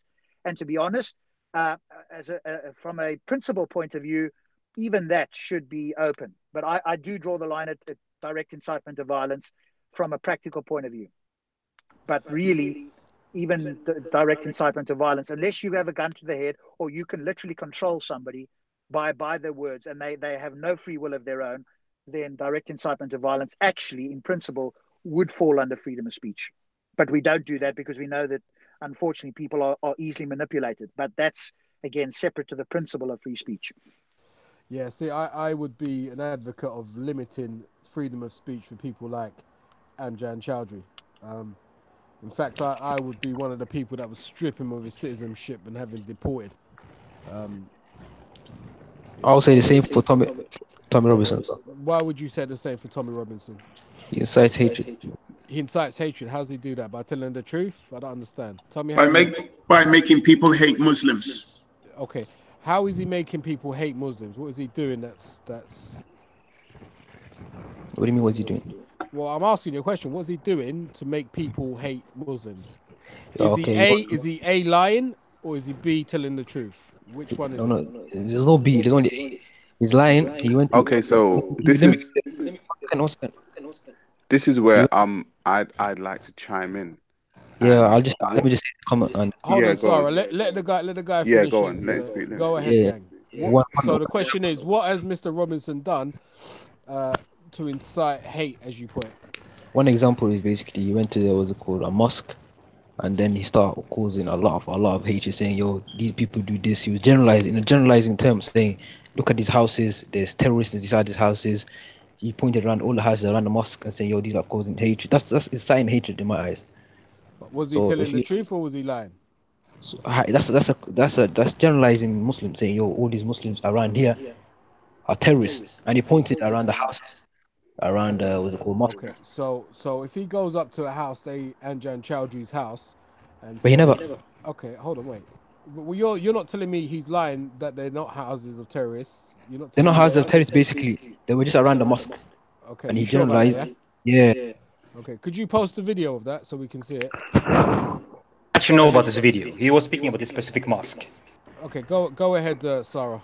All right, yeah. So the reason why I'm going to chime in here is because what I've noticed with the people that follow this ideology is that they switch from aggressor to victim in a split second. So they will tell you that, you know, Tommy Robinson's some people call him a white supremacist, some people call him alt-right, some people call him all kinds of names. And I always go to the Quran and I say, okay, so if Muslims are telling people that Tommy Robinson is a supremacist, yeah, I can go to the Quran 3 verse 110, and it states that Muslims are the best people on the planet. Now, when we talk about supremacy and we talk about ideologies that create a narrative that makes people think that they're better than other people, this clearly states that Muslims are better than all the other creation. Now, you and I, the people on this panel, are not Muslims. Okay, so in this Quran, it states that the people that follow Islam are better than us. But the thing is, like I said, what is interesting is that they would have a problem with Tommy Robinson, even if they think he's a supremacist, when they themselves are supremacists. So I would ask the Muslims on this panel, just for the sake of it, do you think you are better than people who are not Muslim? Read a verse and fully illustrate a bit of I believe. I'm asking said you, you- do you are the think you best are of- better? What did you say again? Do you think if someone pull the verse up, please? It's Quran 3:110. Yeah, read it. The thing is, I can't screen share. So if I read it, I can read it I'll read because it I've for got you. it on my phone. I'll read it. Yeah, go on. You are the best nation produced as an example for mankind. Uh-huh. You enjoy what is right and forbid what is wrong, and believe in Allah. If only the people of the scripture had believed, it would have been better for them. Among them are believers, but most of them are definitely disobedient. Okay, so are Muslims the best community on the planet for mankind? But it depends what you're trying to say. No, I'm reading the Quran. Don't ask me what depends what I'm trying to say. The Quran just says that you're the best people on the planet. Right. Are you? Do you think you're the best? Do you think you're better than me because you're a Muslim? I never said that. It says you're the best nation produced. Yeah, the best nation produced. Yeah, the Muslims are the best nation. Yeah, go on. Yeah, the best nation on the planet. Are you better than me? But then that would be the same for a Christian. That would be the same for if you No, follow. Answer the question first, gang. Answer the question first. Please answer the question. Do you think you're better than me because you're a Muslim? Yeah, definitely. Because I worship the Creator, the one. Thank you very much. And this is what we're talking about now. We have a person who thinks it's okay to have sex with children, and two, hang on, and two, we have a person who actually says that they think they're better than people that are not have the same ideology as them. People, all I'm gonna say is wake the fuck up to what ideology is on your doorstep, please. No. Listen. And then let's carry on after what you said. That you enjoying what is right and forbid what is wrong, and believe in Allah, the Creator. Okay, but hold on, wait, gang. Mr. Gang, the thing is this, right? So you've already said that you believe that you're better because you're a Muslim. You're better than a kuffar because you're a Muslim. You've stated that. No, Is because that, they follow. hold on, I follow the. hold on. Is that not a supremacist stance? In what case? But then I would say it says, yeah, enjoy what is right and forbid what is wrong, and Okay. believe in the Creator. So Look, that's what I'm saying. Mr. Gang, look, I'm not a supporter or a fan of Mr. Robinson, okay? However, you got to tell the truth. If you think that he's saying something that's false or a lie, then you need to highlight that for people to see. As of yet, I've seen no one highlight anything that he said that's a falsehood or a lie. You want to get into Tommy Robinson? It's kind of Well, no, you're the one that brought that up, so you know. Nah, because someone here said about Andrew, but in that was instance, me. you would have. Oh, then you would have same thing about Tommy Robinson as well, isn't it? Is Mr. Robinson? Mr. Chowdhury has called for the death and destruction of the UK and places within it, and I despise him. Given the choice between, well, hold on. So can you show me where Mr. Robinson's done that? Has he called for the death of anyone? One second, let me pull it up. You're gonna pull this raw. I gotta see this. So while he's thinking, can I comment on this? Go ahead. Okay. No, I'm gonna. Buddha, can you lower your volume because this double sound is echo here. Appreciate it. Okay. So while you are looking for the evidence, maybe I can show you what Sahih Bukhari is saying here. Can you guys see my screen at least? Yeah, go ahead. So Abu Huraira, may Allah be pleased with him, said in the invitation of the ayah, Quran 110, saying the following: "You are the best of people ever raised up for mankind, for the benefit of mankind." Quran 3:110. Best for mankind are those who bring them with chains around their necks until they embrace Islam, and thereby they save them from the eternal punishment of hellfire and make them enter Jannah, meaning heaven. So basically forcing people to come to Islam through bringing them with chains on their neck. This is Bukhari. Here you have it saying the same thing. And here is what it looks like in reality. So do you agree with this mentality? Listen, I can't do two things at once. Let me just pull up this 1 second. Yeah, Takia, let's allow him to pull up the things where he says Mr. Robinson's calling for the death of anyone. That would be very sure. I'll wait. It's gonna be a long wait, but we'll wait nevertheless. Are you telling me Tommy doesn't cause? It doesn't incite hatred. Mr. Gang, yo Mo, what's going on, brother? You've stated that Mr. Robinson incites hatred. The death of people. Yeah, can you bring that up and just? No, I said it incites hatred. No, you did say you it didn't say that. You said because Buddha said that Chowdhury had called for the death of people, and you said Robinson had done the same, and so that's what we're waiting for. Not some version of subjective hate. Hate is a subjective term. We're not necessarily going to agree with you at all. So don't go to hate. It's a waste of time. Yeah, brother Mo, what you saying? You okay? Yeah, brother. I got a question for the panel.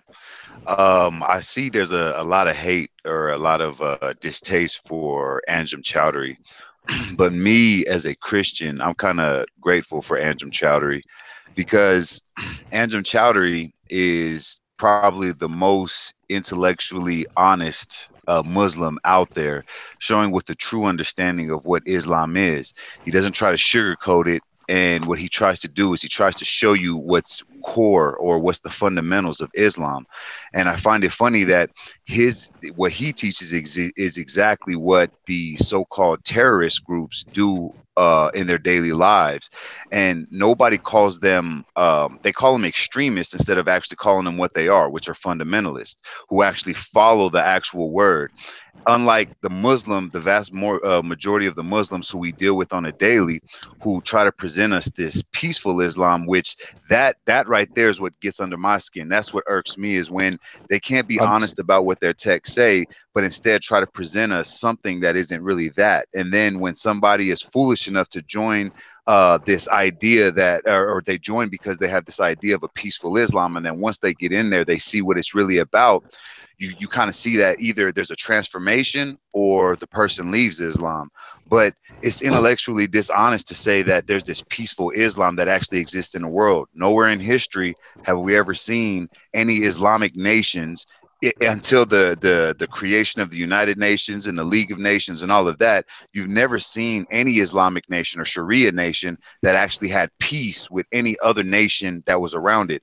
But when you look historically, all of the nations who ever bordered the Islamic nations always had turmoil with them. They always had problems with them, and they always were fighting for their lives, because as Islam states, they're supposed to spread that caliphate. They're supposed to fight the world until the world is all under Allah. So I find it sad that oftentimes the ones who we see who we should be giving actually, you know, attention to, like Anjem Chowdhury, so that way the world can see what it's really about, we kind of shun them off and we try to promote the ones who try to give us that lie. So I don't know, I feel like we're living in this false dichotomy and trying to actually bring down Islam and by not exposing what Islam's really about. Yo, can I just hold up, bro, I love you, man. I was just about to kick you off. I'm glad you clarified that statement there.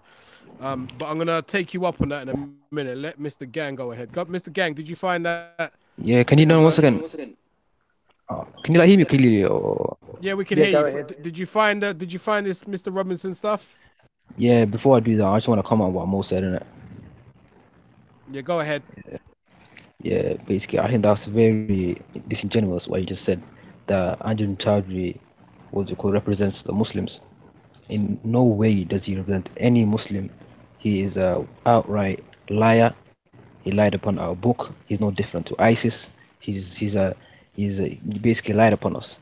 So for him to say he represents us Muslims is very disingenuous. So if I do the same thing to him, I believe he said he was a Christian, and pull up scriptures that say you can kill women, children, babies, donkeys, you wouldn't like it. So what he's doing is I could do the same thing to Christians. And if you want to say Muslims were not at peace at one point, they were for 800 years, we were at peace, and we had the majority of the earth. We were ruling from Spain to a lot of places, and we were good with the Jews, with the Christians. So you cannot say what you're saying right about now. No, that's a bit disingenuous. Yeah, let me finish. What I was trying to say, we were at peace for a very, very long time, I would say. But then, right by now, I'm from Africa. America came, they tried to colonize us. We're not the problem. The Middle East has been attacked by the Western countries, like America. A lot of countries that do the same thing to us. So it's not. That's what I would say. So Mo, I think you've been very disingenuous. Are you Somali by any chance, Gang? Yeah, Somali. Can I America respond? The one that came to. Yeah, go ahead, Mo. Definitely, brother. I'm gonna respond to you afterwards, though. Okay, definitely, brother. As far as your claim that, you know, Islam had peace, yeah, the only time that Islam had peace is either you were a Muslim or you were a dhimmi.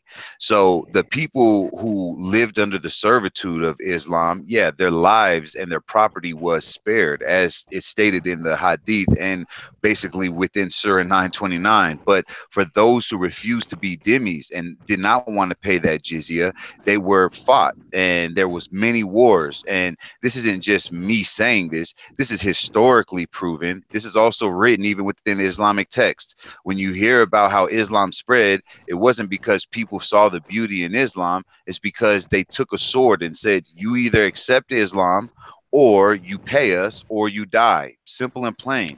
And so when we see what Anjem Chowdhury and what the people in ISIS are doing, they're not making this up out of the air. They are literally doing word for word what is commanded, whether it's chopping off the fingertips, whether it's killing, executing, or crucifying anybody who speaks ill on Muhammad or doesn't want to be under the authority of Muhammad.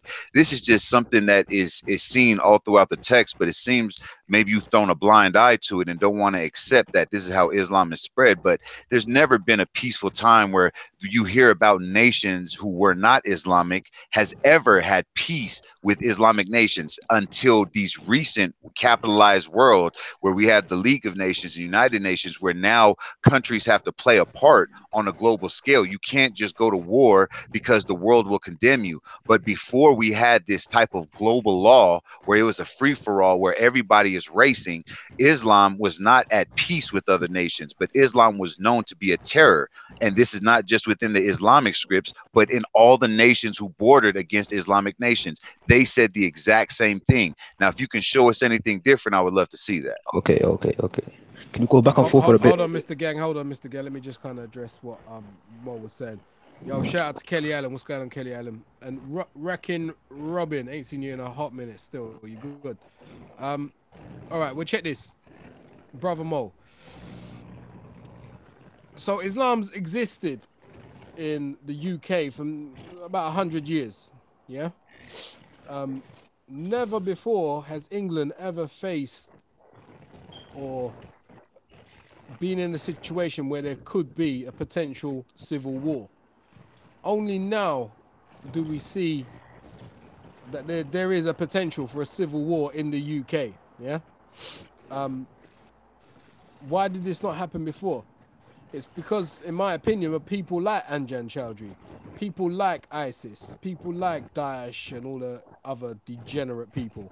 Yeah, these are the people that are fueling and twisting other Muslims' minds, right? Most Muslims that I've grown up with don't hold this hatred or begrudgement against any other race or any other religion. It's just this fanatical element within Islam that has to be dealt with, and in fairness, it is being dealt with. I mean, you've got this gentleman here, Mr. Gang, who is a Muslim, and he condemns people like Anjam Chowdhury. But I do take your point. This Anjam Chowdhury does kind of highlight other extremists that are like him, that ilk within society. So, but brother, the thing is though is with Anjam Chowdhury, I don't call him an extremist. He's a fundamentalist. He's literally following the exact orders of Muhammad. The problem with modern day Muslims is they don't take Muhammad's words seriously, because if they did, they know what they would have to do. But we live in a society, right, where if you actually look at Muslims in two different contexts, look at a Western Muslim and look at a Muslim who's under Sharia law. If you look at how a Western Muslim looks at the world, they're going to look at when they see atrocities like murder and things like that, which within a Western context is seen as an evil thing. They too recognize that it's wrong because they've been blessed to be raised in a Western society. Anybody who's blessed to be in a Western society, you will have those benefits, a safe civil society. But when you look at Muslims who come from Sharia majority nations, when the idea of killing a kuffar or establishing Sharia is not something that is foreign to them, nor do they see it as something that is evil. But you would rather see them see that they rather treat it as something that is fundamental. This is what the religion teaches. So this isn't nothing new to them. So you have these two different mind frames, which shows that Muslims who are living in the West do not actually hold to what Islam says, but rather have their own modified version or what they want Islam to be. Let me just interject. Is that a good or a bad thing there, Mo? Western Islam confining themselves to you?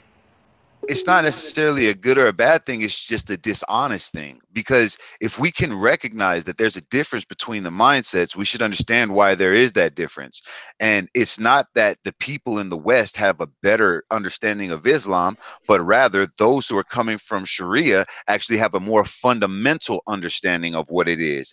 The Islam that's taught in the West, it's imaginary, and the reason why I say it's imaginary is because I don't ever want to assume that a Muslim is just trying to do taqiyya against me, even though the very sources that they believe in says that they can become close to us and act like they're our friends, but yet in their hearts they curse us. This is from their most prized scholars like Ibn Kathir. When you actually get to the core of what their faith teaches, it teaches that deception, Muhammad said it, war is deception. So it's okay that you can change your faith in order to protect yourself. But the moment that Islam is the majority, you're to establish the Sharia. You're to try to build the caliphate. And the problem is most Western Muslims have no concept of this because their Western imams don't teach them this, nor do they really understand what's in their faith. But the fundamentalists, they have a clear understanding of it, and it's clearly demonstrated in how they treat people around the world. Can I comment on this? So those that we call extremists, I mean, when they are extremists, is it despite of Islam or because of Islam? I think that's a very important distinction. And I do have Go Live that want to go on after me, I think. But this phenomena or this terminology called wala al-bara, meaning you hate for Allah and you love for Allah, meaning whatever Allah hates, you got to be willing to hate that. And whatever Allah loves, you got to be willing to love that. So is that part of Islam? And Go Live, would you want to comment on that? That would be nice. Because you're not Coca-Cola Light Muslim, I know.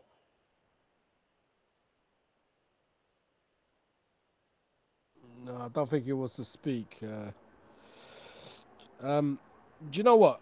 While is it really fair listening to Mo spout off his Christian propaganda, because he is a Christian? Sorry to interrupt, guys. I'll be with you in 3 to 4 minutes, if that's okay. Yeah, that's fine. Yeah, go ahead. You were so keen to get on. No, you want to take. Yeah, time I'm on. Okay, yeah, all right. I'm in the toilet. That's why. Okay, yeah, yeah. That's all right. I'll be muting for the next couple of minutes. Go ahead, witness. Finish off your statement.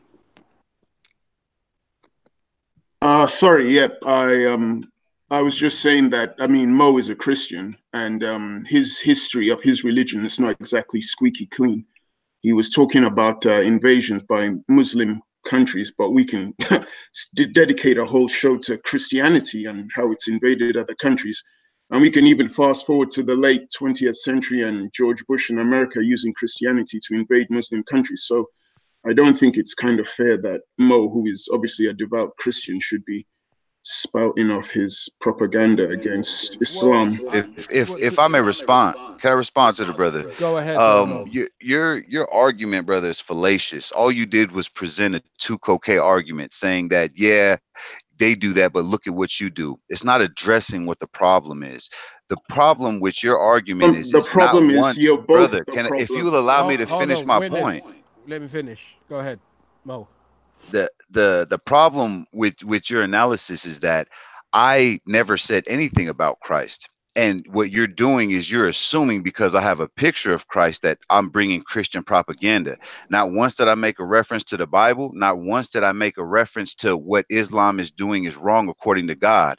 What we're doing is we're making a comparison of Western society to basically the Sharia and how and we're trying to find out whether Western society is making a mistake by allowing Muslims to implement their Sharia within Western laws. So your argument really holds no place. And really, I would appreciate it if you actually present something that is logical so that way we can actually have a real discussion. Well, damn. Not damn. I want to give him a knockout. Just let me finish. You said something to the Muslim guy about Islamic countries not being in peace with their neighbors and wanting to invade and dominate and implement Islam. And I simply mentioned that historically, Christianity had also done the same thing. So I don't see why that was fallacious. I was just mentioning historical facts. It's fallacious because, as I pointed out, if you understand what a two-coquet argument is, all you're saying is you did the same thing as them, but we're not acknowledging whether it's right or wrong. You're justifying what they're doing because you're saying, well, Christians also did it. But the problem... What I call it is whataboutism. Yeah. Okay. So it's like, what about so and so? Like, if we're speaking about you, but what about forget what about whoever. We're speaking about you. So I'm not ever going to defend Abraham religion in any sense because I'm not an Abraham religious follower. We know Christians did it, and we know Muslims did it. However, we're focused on the Muslim argument right about now. That's all I'm going to say. Let me respond to that. This is very simple. It's like talking to a child. So the European invaders that enslaved people, if you go back 400 years, we will curse them for it, all right? It's not because Christ told them to do it. So will the Muslim do the same thing? Will they curse Muhammad, Umar ibn Khattab, Abu Bakr, Uthman for doing the same thing? No, because Oh, give him like a I chance to said, speak. Maybe he's taking his yeah, breath, you know. yeah, true. Let me give him a chance. So we're comparing the founders of Islam to people that come 1,000 years later and were corrupted. So we will curse the people that did that. Will they do the same thing? It's a false comparison. I was speaking about one specific thing, and it was the historical example about countries invading other countries. I wasn't talking about prophets or founders or Sahaba or disciples, or so I was talking specifically about the historic point which Mo mentioned about Islamic countries not being in peace with their neighbors. I just simply pointed out that Christian countries had done the same because It's a false comparison. They're both as bad as each other is my point. No, one is despite of the religion, the other one is because of the religion. But maybe you can learn. You can sit down and learn. Go live. Do you want to go in? Yes. Can you hear me? Yeah. Okay. The first thing I wanted to address when I first came on was regarding the two tafsirs you brought up, one by Ibn Abbas and Ibn Kathir, regarding the idda period of 3 months, and it didn't really differentiate between the young and the one who haven't menstruated yet and the older women, right?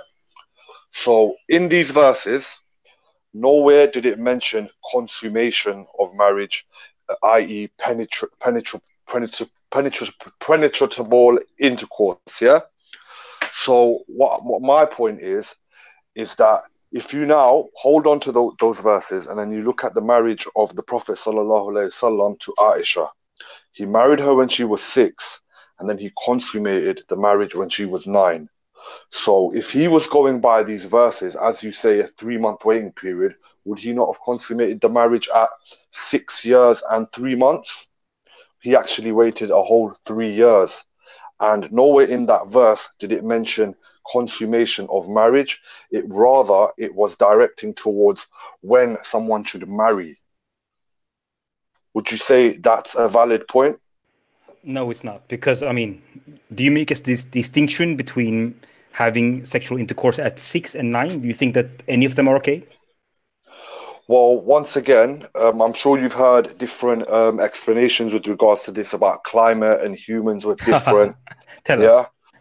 Well, I don't know. End of the day, I wasn't there, was I? None of us were, yeah? Well, that's not the question is the principle. Okay, I'm lining both of these two scenarios together. So you have the scenario, what the verses are talking about with Ibn Kathir and Ibn Abbas, which doesn't mention intercourse nowhere. It just mentions marriage. So wouldn't the Rasul sallallahu alaihi wasallam go by this verse, and would he have not rather consummated the marriage at maybe 6 years and 3 months, or 6 years and 6 months, or 7 or 8? No, he waited a whole 3 years. So that tells you that it wasn't about sex, basically. It wasn't about consummating the marriage. It was rather someone that you're going to marry, and maybe it's a divorcee. They have to wait 3 menstrual cycles before they get married.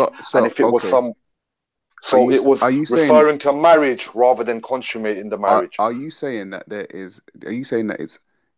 it was okay for your Prophet Muhammad to have sex with a 9-year-old girl? Is that what you're saying? All right, before we get to that actual argument, let's deal with the argument at hand in regards to the context of the verses and the tafsir. You have to agree that nowhere did it say that it was about sex. And it was rather to do with the 3-month waiting period for someone to get married. Which would be a child to get married, do you mean? So, well, yes. So it's okay to hard of a pill so it's to okay. Swallow. So it's okay to marry children then? Well, in this day and age, I have a 11-year-old daughter and an 8-year-old daughter and a 3-year-old daughter. No way would I marry them to an old man of that age to be penetrated. But I'll tell you this: we as the Muslims, we love Prophet Muhammad, peace be upon him. Yeah, but he's a prophet. If he did do that. Yeah, but he's a prophet for all mankind for all times. Yes or no? Yes. Okay, so he was correct in what he done then. This was yes, the Prophet Muhammad, peace be upon him, was correct in what he did. If he did marry Aisha at 6, and if he did consummate the marriage at 9, if the Prophet did that, then so be it. And that is the real Muslim point of view. So to you, that was a correct thing to do to a 9-year-old, have sex with her. For the prophet to do it in that time period, which none of us were around, over 1,000 years ago, yes, because he's the greatest man. Would you let your daughter do it? No. Wow. Isn't I that mean, problematic, though? okay, so this is what this is what is interesting to me. Human beings, right? Human beings throughout time have you can go to kings, you can go to pharaohs, you can go to Caesars, you can go to presidents. Okay, human beings can look at a Caesar, a king, a president, a queen, etc., and be able to say, you know what that person did, according to the moral standard, is wrong. Okay, regardless of the time period that you put it in, it was wrong. But what it doesn't seem to register with Muslims that what your prophet did was wrong. It doesn't seem to register in your brain. Well, as far as we're concerned, he wasn't wrong. Okay, so he wasn't wrong to have sex with a 9-year-old girl. And so you said you've got daughters, right? That's not 100% fact, first of all. Hang on. You said you've got daughters, right? Yes. Okay, so you live at this time. Okay, so you know your daughter, right? And a prophet comes along that you believe in. You as a person would give yourself or give your daughter over to have sex with this man? This is a false argument, because this is not now. And I can't say that because I wasn't there. But you're First of all, you're a the believer, marriage though. of Aisha in regards to age is a disputed fact. Some says she was 18, some says she was 19. Can you give us one source? Can you give us one source? Some people say the person who narrated the hadith was senile when he narrated it. He accidentally forgot to put the 1 in front of the 19. I'm not saying these are facts. I'm just saying you take it with a pinch of salt. And let's be real, like, Muslims wasn't addressed with this issue for this issue has only come up in the last 20, 30 years, where we've had to digest this information ourselves. Yeah. And we put it down to, look, historical documentation with chains of narration going all the way back to the times of the Prophet. Okay, but there is a possibility that I could be wrong. Okay, but hang on a minute. But what the point I'm trying to get to, as a 9-year-old girl, you know you've got a 9-year-old girl, yeah? Do you think in her head it's okay for her to be penetrated by a 50-year-old man? No. Okay, so Aisha, knowing your daughter and knowing Aisha, you're probably thinking Aisha didn't know what the hell was going on here, right? And she's being penetrated. So that's, but because it's your prophet, that's still okay to you. So you negate, what the actual 9-year-old was thinking and feeling over what your prophet was thinking and feeling, yeah? Because there's spiritual evidence in regards to this as well. We believe that the Prophet, peace be upon him, was married to Aisha by Allah. He had a dream about it. Exactly. Tell them. Basically, we believe that, we call it a wahi, I think it is, revelation in the form of dreams. And even a Muslim in this day and age can actually get a revelation from God in the form of dreams. And I think they called it 1/10 or something of prophethood. You can't quote me 100% on that, I'm not sure. You're saying the dream. So your prophet was dreaming about a 6-year-old girl, is what you're telling me? Yeah, but it doesn't mean he was dreaming of her in a sexual manner, in a lewd manner. You know, I'm sure we all know ever experienced what a wet dream is like. I'm sure it was nothing like that. It was revelation. Don't forget, we believe that he was receiving revelations from Allah through the angel Gabriel on various occasions. And he received lots of revelations in dreams that were acted on. And this is where this trend and tradition of interpreting dreams came from. Yeah, but I find it, what it is that what you've done is you've immediately sort of jumped onto the moral argument. I was addressing the verses because do morals that change? Takia Watch uploaded. Yeah, but do morals change though? morals change as well as humans change. So we don't know what a 6 or 9-year-old was like in that time. You also have to take into consideration the legal marrying age in various states of the UK and in Europe. No, we can't take. We cannot take that into consideration. We cannot take the UK, US, or anyone else into consideration about the marrying age. And I tell you why. Not just the laws of today. I'm talking about previous monarchies, Europe, the kingships. Bro, I'll tell you why you can't take it into consideration. Because no king, none whatsoever, ever claimed to get revelations and dreams from God as to why they should marry an underage girl. None of them. So you cannot bring that argument into the situation. You have to deal with your argument as a case by itself. So I've noticed that Muslims try to say, oh, but in Europe they used to marry. It does not matter. No king of course it does. ever claimed. Why don't you ever put the dream bit about? I know you're using the dream thing, yeah? Put the dream thing aside. It happened on several occasions. Hang on. So let me ask you a question now. But you never point the finger at them. Hang on. So let me ask, is any king in Europe, equated to your prophet in your eyes? Any king in Europe? That's another false dichotomy. No, it's not. No, because you're using them. We're talking about humans. The prophet was a man, The prophet even made mistakes where Allah came and corrected him. So your prophet wasn't infallible. He was just a man then? No, he was still a man. He might have been a prophet, but he was a man. He had food, you seem to be he had sexual intercourse. In what regard? You seem to be, because if your prophet was just a man, then we should, as human beings, just treat him as a man. That's how we should treat him. We should treat him as a man that had sex with a 9-year-old girl. And I know how I treat men that had sex with 9-year-old girls. But now, now it's, oh no, he's not a man. He was the prophet. So is he a prophet or is he a man? Which one? He's both. Yeah, but okay. So but then what that does is that gives you license to flip-flop.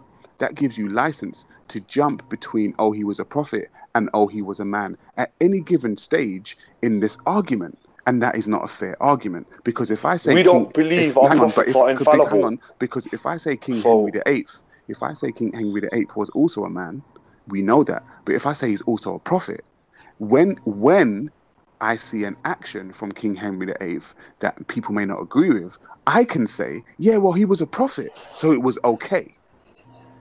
Right? Yeah, but you're kind of using the rationality of, human choice, and you're kind of portraying it in a way where we're just going to make excuses for it. That's the way you're... Yeah.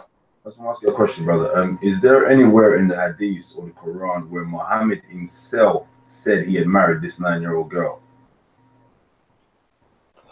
We go by the exact same hadiths you have seen. I don't have that to hand, so I couldn't really comment on it, and I don't really want to do... Okay, yeah. Takia, watch. Let's see what you have. We want confirmation from the horse's mouth where he says he had married a 9-year-old girl. Or Aisha, right? The one that he married. Yeah. So should I read it? You can read it, or putting it up on the screen would also be beneficial. Yeah, it's on the screen right now. Can you see it? Right, I'm going to play it. Can you see it on the screen? Yeah. So, Sahih Hadith. That's what you want. See it, yeah. Put it on big if you know how to. It is big. Maybe it's a little bit delayed. Can you see it? Okay. Yeah, we can see it. Can we see it? Yeah, we see it. It's narrated by Aisha. It's by Aisha, yeah.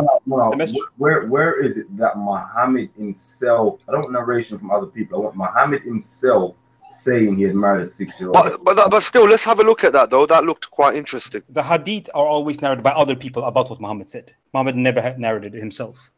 This is the problem. So how can people The Messenger of Allah married me when I was 6 and consummated the marriage with me when I was 9. And I used to play with dolls. But that's from Aisha. You don't have Muhammad narrating anything. It's other people narrating what he said. That's what I'm saying. How can Muslims actually take this hadith as authentic where Muhammad never said he married a 6-year-old girl? Exactly. Why would Muhammad say that? Well, why would Muhammad just as make much as I could jump on this argument and use it to my advantage, I won't. I will say that we take Aisha as one of the, like, she's the mother of the believers, and she narrated most of the Sahih Hadith, and we take a lot of Hadith for that. So I would still say that is authentic enough. I got to be honest about it, man. Because Golab, what I'm trying to say to you is, yeah, what if Aisha is lying? Then if Aisha's lying, then that means if Aisha's lying, then we shouldn't trust anything that comes out of any hadith, meaning that Islam is not trustworthy. That's exactly what the Shia do.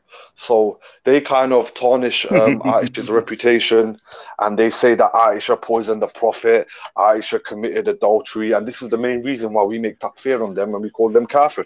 Well, yeah, you finish you first. One second. Yeah, I'm done. What I'm trying to say is, yeah, Aisha, yeah, right? She claims that he had married her at 6-year-old. My point is this, yeah, you know, if she's lying here to make herself look like a Virgin Mary, could that be her purpose in trying to make herself look like a Virgin Mary? That's actually another. That's exactly like what the Shia say as well. The Shia say that as well. Some of them, like, you know, for the infamous Imam Tawhidi. That's exactly what he said in an interview with Tommy Robinson, that he literally accused Aisha of sleeping around, and because she wasn't a virgin, she made up a lie to say that she consummated the marriage at 9 years old, which I think is total nonsense. Because Golab, I tell you why, brother, yeah? Muhammad, how many wives did Muhammad have in his lifetime? Can you tell me? 11. Right. Can you tell me the ages of 10 of them? Probably not to my head, no. Were there any minors within that bracket? It was just Aisha. Exactly. As far as I'm aware. So doesn't that seem odd to you? Not necessarily, no, because Abu Bakr was his best friend, and he was the caliph after him, and he gave his daughter to her in marriage. After he rejected Muhammad, you know about that? I don't know about this rejecting Muhammad. I think Abu Bakr would reject. Once again, he rejected him, and Muhammad told him that we may be brothers, but in Islam, I am permitted to marry her. We need scriptures, bro. We need scriptures. No, I have it here. Some evidence. He's right. He's right. Exactly. I know what I'm saying. He was rejected. Vaguely, could you tell me what that verse said? I mean, that hadith said. He asked for hand in marriage, and Abu Bakr refused, and he told Abu Bakr that in Islam we may be brothers, but I am permitted to marry her. That was his argument. That was Muhammad's argument, and so so how did he reject him when he still married her? That doesn't make sense. Takia, watch. Could you possibly get that up on the screen, because I don't want to sorry for getting you to do the research, bro. No, here it is. Here it is. Here it is. So he's saying to him, you know, I want to marry your daughter, and he's saying, you know, we're brothers, we should not do it. It's Sahih Bukhari, as you see here. But it's not a big deal. He's saying that you should not marry her. I should marry someone else because you're my brother. But he's like, we're just brothers in faith. She's lawful for me. It's not I think I've got a delay in the screen because I've still got the last hadith from Aisha up on the screen. Oh, here we go. Okay.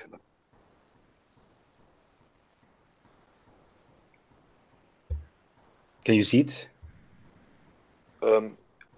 Not at the moment. No. Can you put it up? Yeah, it's up. Okay. Yeah, I can see it.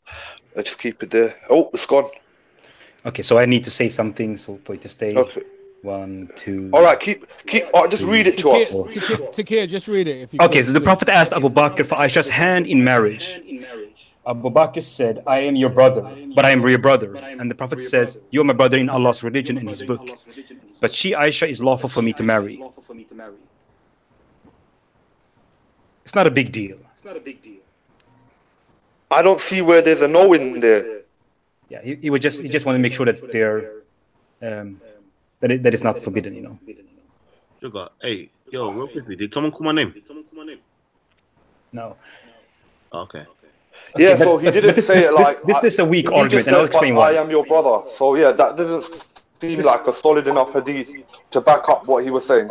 This is a weak argument, and I'll explain why. Because can someone mute their mic because it's echo? Yeah. Is it Buddha maybe? Okay, thank you. Yeah. So this is Sahih Bukhari, another hadith, when a man, his name is Jabir, is marrying a woman, and he's saying, you know, Muhammad is having this conversation with him, and he said, when I get married, Allah's Messenger said to me, what type of lady have you married? And this man said, I married a matron, meaning someone who have had a marriage before, and she's a single woman, and now, yeah, so she's going to marry a person that she's been married before. Basically, she's older. But Muhammad is saying the following: why don't you go for a virgin? Because you can fondle them. And then Jabir says, you know, why didn't you marry a young girl so that you can play with her? Basically, yeah. So the question was, you know, should I marry an older woman or a younger woman? And Muhammad said, well, why don't you marry a younger woman, because you can fondle with them, you can play with them. So I don't know if this is worth anything, but yeah. So it's not just Aisha. Muhammad is actually putting forth a principle that you should marry a younger woman. Sorry, what are we? Maybe I haven't been following, but what are we getting to here? What is the point? He married a 9-year-old or 6, whatever. Yeah, Go Live. I think he's saying it's only Aisha that had this exception to marry a younger one. While I'm showing that here, Muhammad is saying this to other people as well, that marry a younger woman instead of an older one, because you can play with them, you can fondle with them. But I think all of this is nonsense, because Quran 65 verse 4 says, as I mentioned earlier, that there's no age limit. You can marry them before they have actually their menstruation. And this is what Go Live mentioned earlier. That, I mean, do you want to repeat your point? Go Live. I think he's on the phone. His phone was ringing. Okay, yeah. I'll wait for him if somebody else wants to comment. I want to raise another subject. When you guys are ready, let me know. Yeah, please do, man. We're going right. Please raise the subject, please. So the subject I want to know. So we had a famous Irish singer by the name of Sinead O'Connor. Now, I don't know if you guys know about her life, but she had a very troublesome life. Drugs, alcohol, mental health, etc., etc. She's now converted to Islam. Do we think that's a good thing or a bad thing? Yeah, let her do what she wants. Like, a lot of people use religion as an escape out of all the negativity and the bad things that they've done in their life. So if that's what helps her, free choice, personal decision, let her go with it. Definitely. You know, if that's her comfort from the world that she lives in, and she seeks refuge in that form of spirituality, then that's her thing.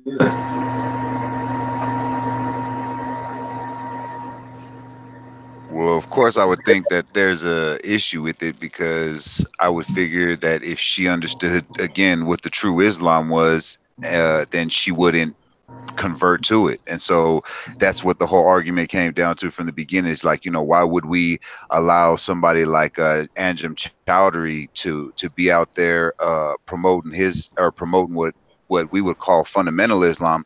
The same question can be asked too. Why would we then allow somebody who's bringing a misunderstood Islam to the world too, somebody especially as powerful as Sinead O'Connor, who could be spreading misinformation and misunderstanding into the world?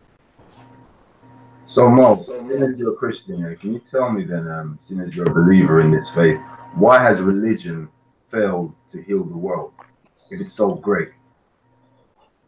Now, if you're asking me for what my personal opinion is because, again, I, as a Christian, am always going to proclaim that the world has fallen away from God.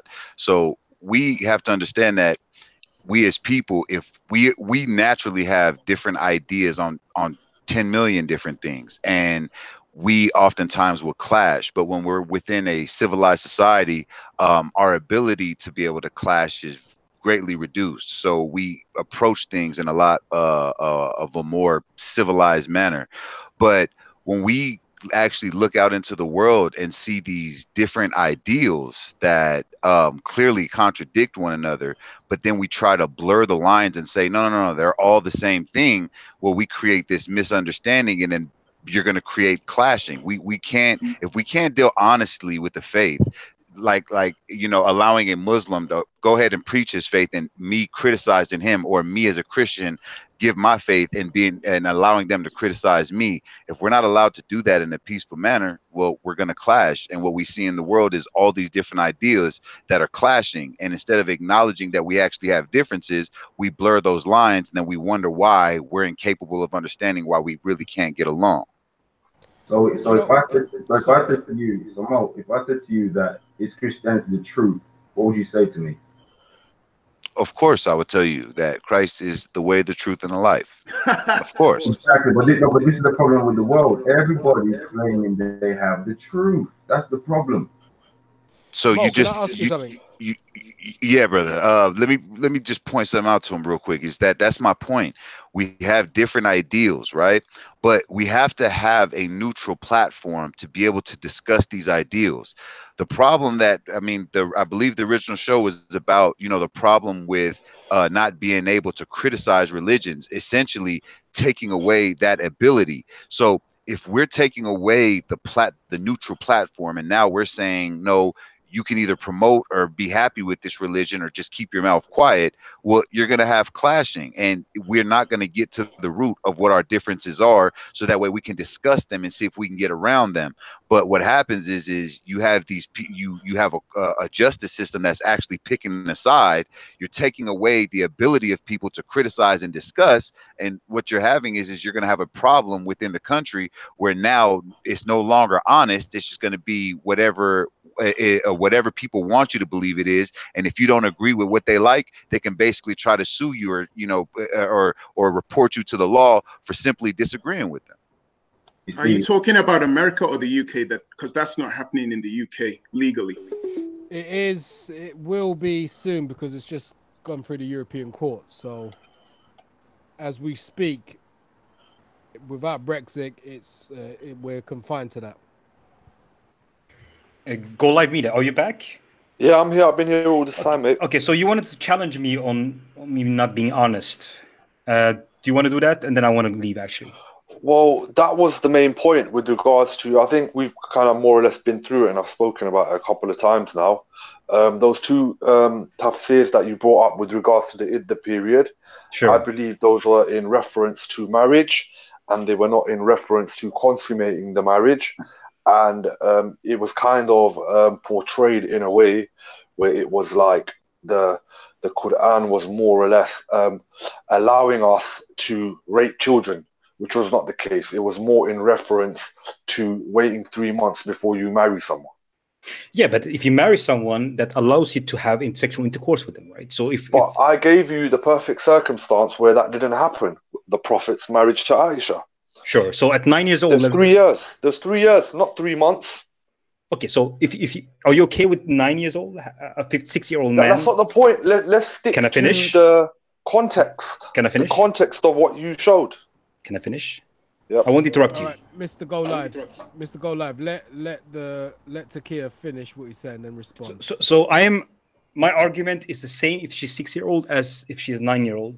So a 50-year-old man having intercourse and marriage with a 6 versus 9-year-old, I mean, is it the same for you, or is there a distinction? But sorry, the distinction I was making is that those verses that you portrayed, I refuted and rebutted your claims using the marriage and the consummation with Aisha. The argument isn't really about whether I think it's okay or not.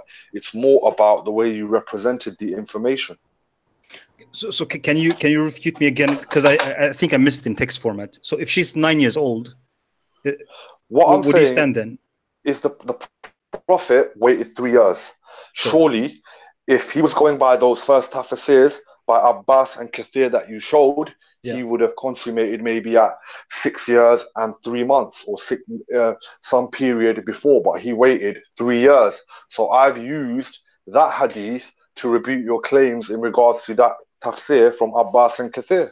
Oh, okay. No, I understand. So so he did not marry. He married a 6-year-old, but he did not wait 3 months. He instead waited 3 years. So at 9 years old, do you think it's okay then?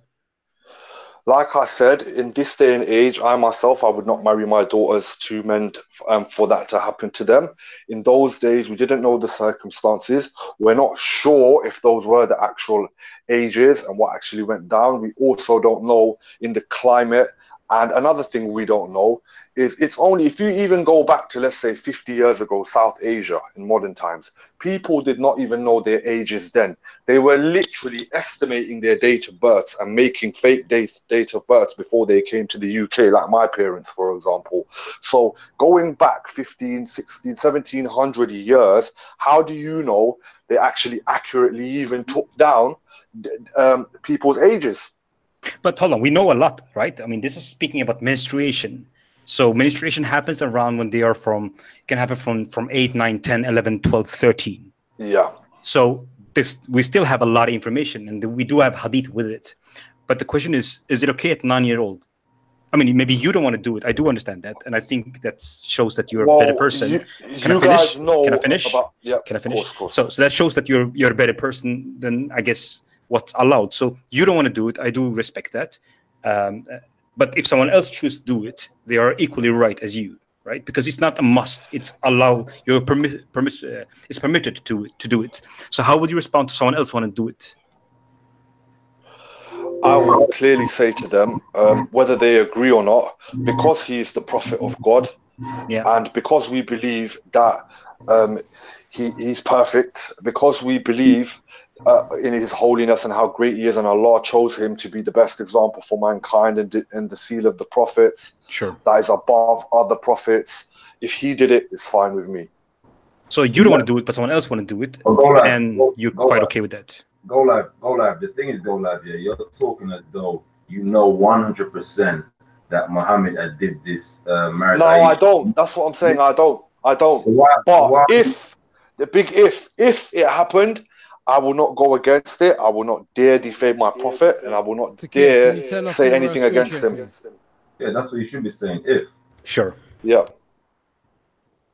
That's what I've said throughout. I said we can't be 100% sure that it's 100% accurate, the information that we have. But if he did do it, I will still stand by him.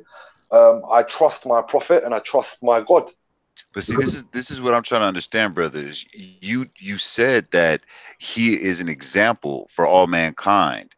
So if being an example is somebody who's going to teach you how to act and what to do, then that means that by default, this is what a Muslim should do. That's the whole point of him being an example that you learn from. So why would you do different than what the example that he laid down for you? Not necessarily. Obviously, he gets privilege over us. He gets to marry 11 wives, whereas we're allowed to have a maximum of 4. Yet still, most of us just have 1 wife, don't we? So it's down to the capabilities of a man. Once again, him as a prophet, he was strong in certain areas. He was very powerful, given to him by the grace of God. He could go without food for longer. He was stronger. All sorts of little factors. Because just like Moses, he had special gifts given to him by God, and no way can we compare ourselves to the prophet in that sense, let alone his companions, who were great as well. But the Quranic verse that we read was not one that was specifically directed towards him. You see, there's specific verses in the Quran that, we know that Muhammad had laws that seemed that were based on favoritism, where it's only allowed for him. But as the brothers clearly demonstrated to you out of the Quranic verse that he had read, this was not established just for Muhammad, but this was for all people. And not only was it established for all people, but Muhammad was the example that set the tone for everybody. So if Muhammad set the tone and said that this is lawful for all people, then how come you would do opposite than him if he is the example? I believe it's regards to like the evolution of humans since then, the way the climates have changed, the way biology within people have changed. Because if that was the case now, if it was like then, maybe we would have been doing it, but we're not because of, biological changes and the way the world has gone. Like, hold on. I know, can you I just know this is explain the used argument? as a stick to beat the horse, yeah? Like, we're all going to do it, and this is where pedophilia in Islam comes from, and this is where the grooming gangs come from, and all of this kind of stuff. But there's not really any basis for it, because as you know, there's not a lot of Muslims doing it. Hold on. If you told me that a man who had 10 wives who were all adults married a 6-year-old, I'll tell you you're lying.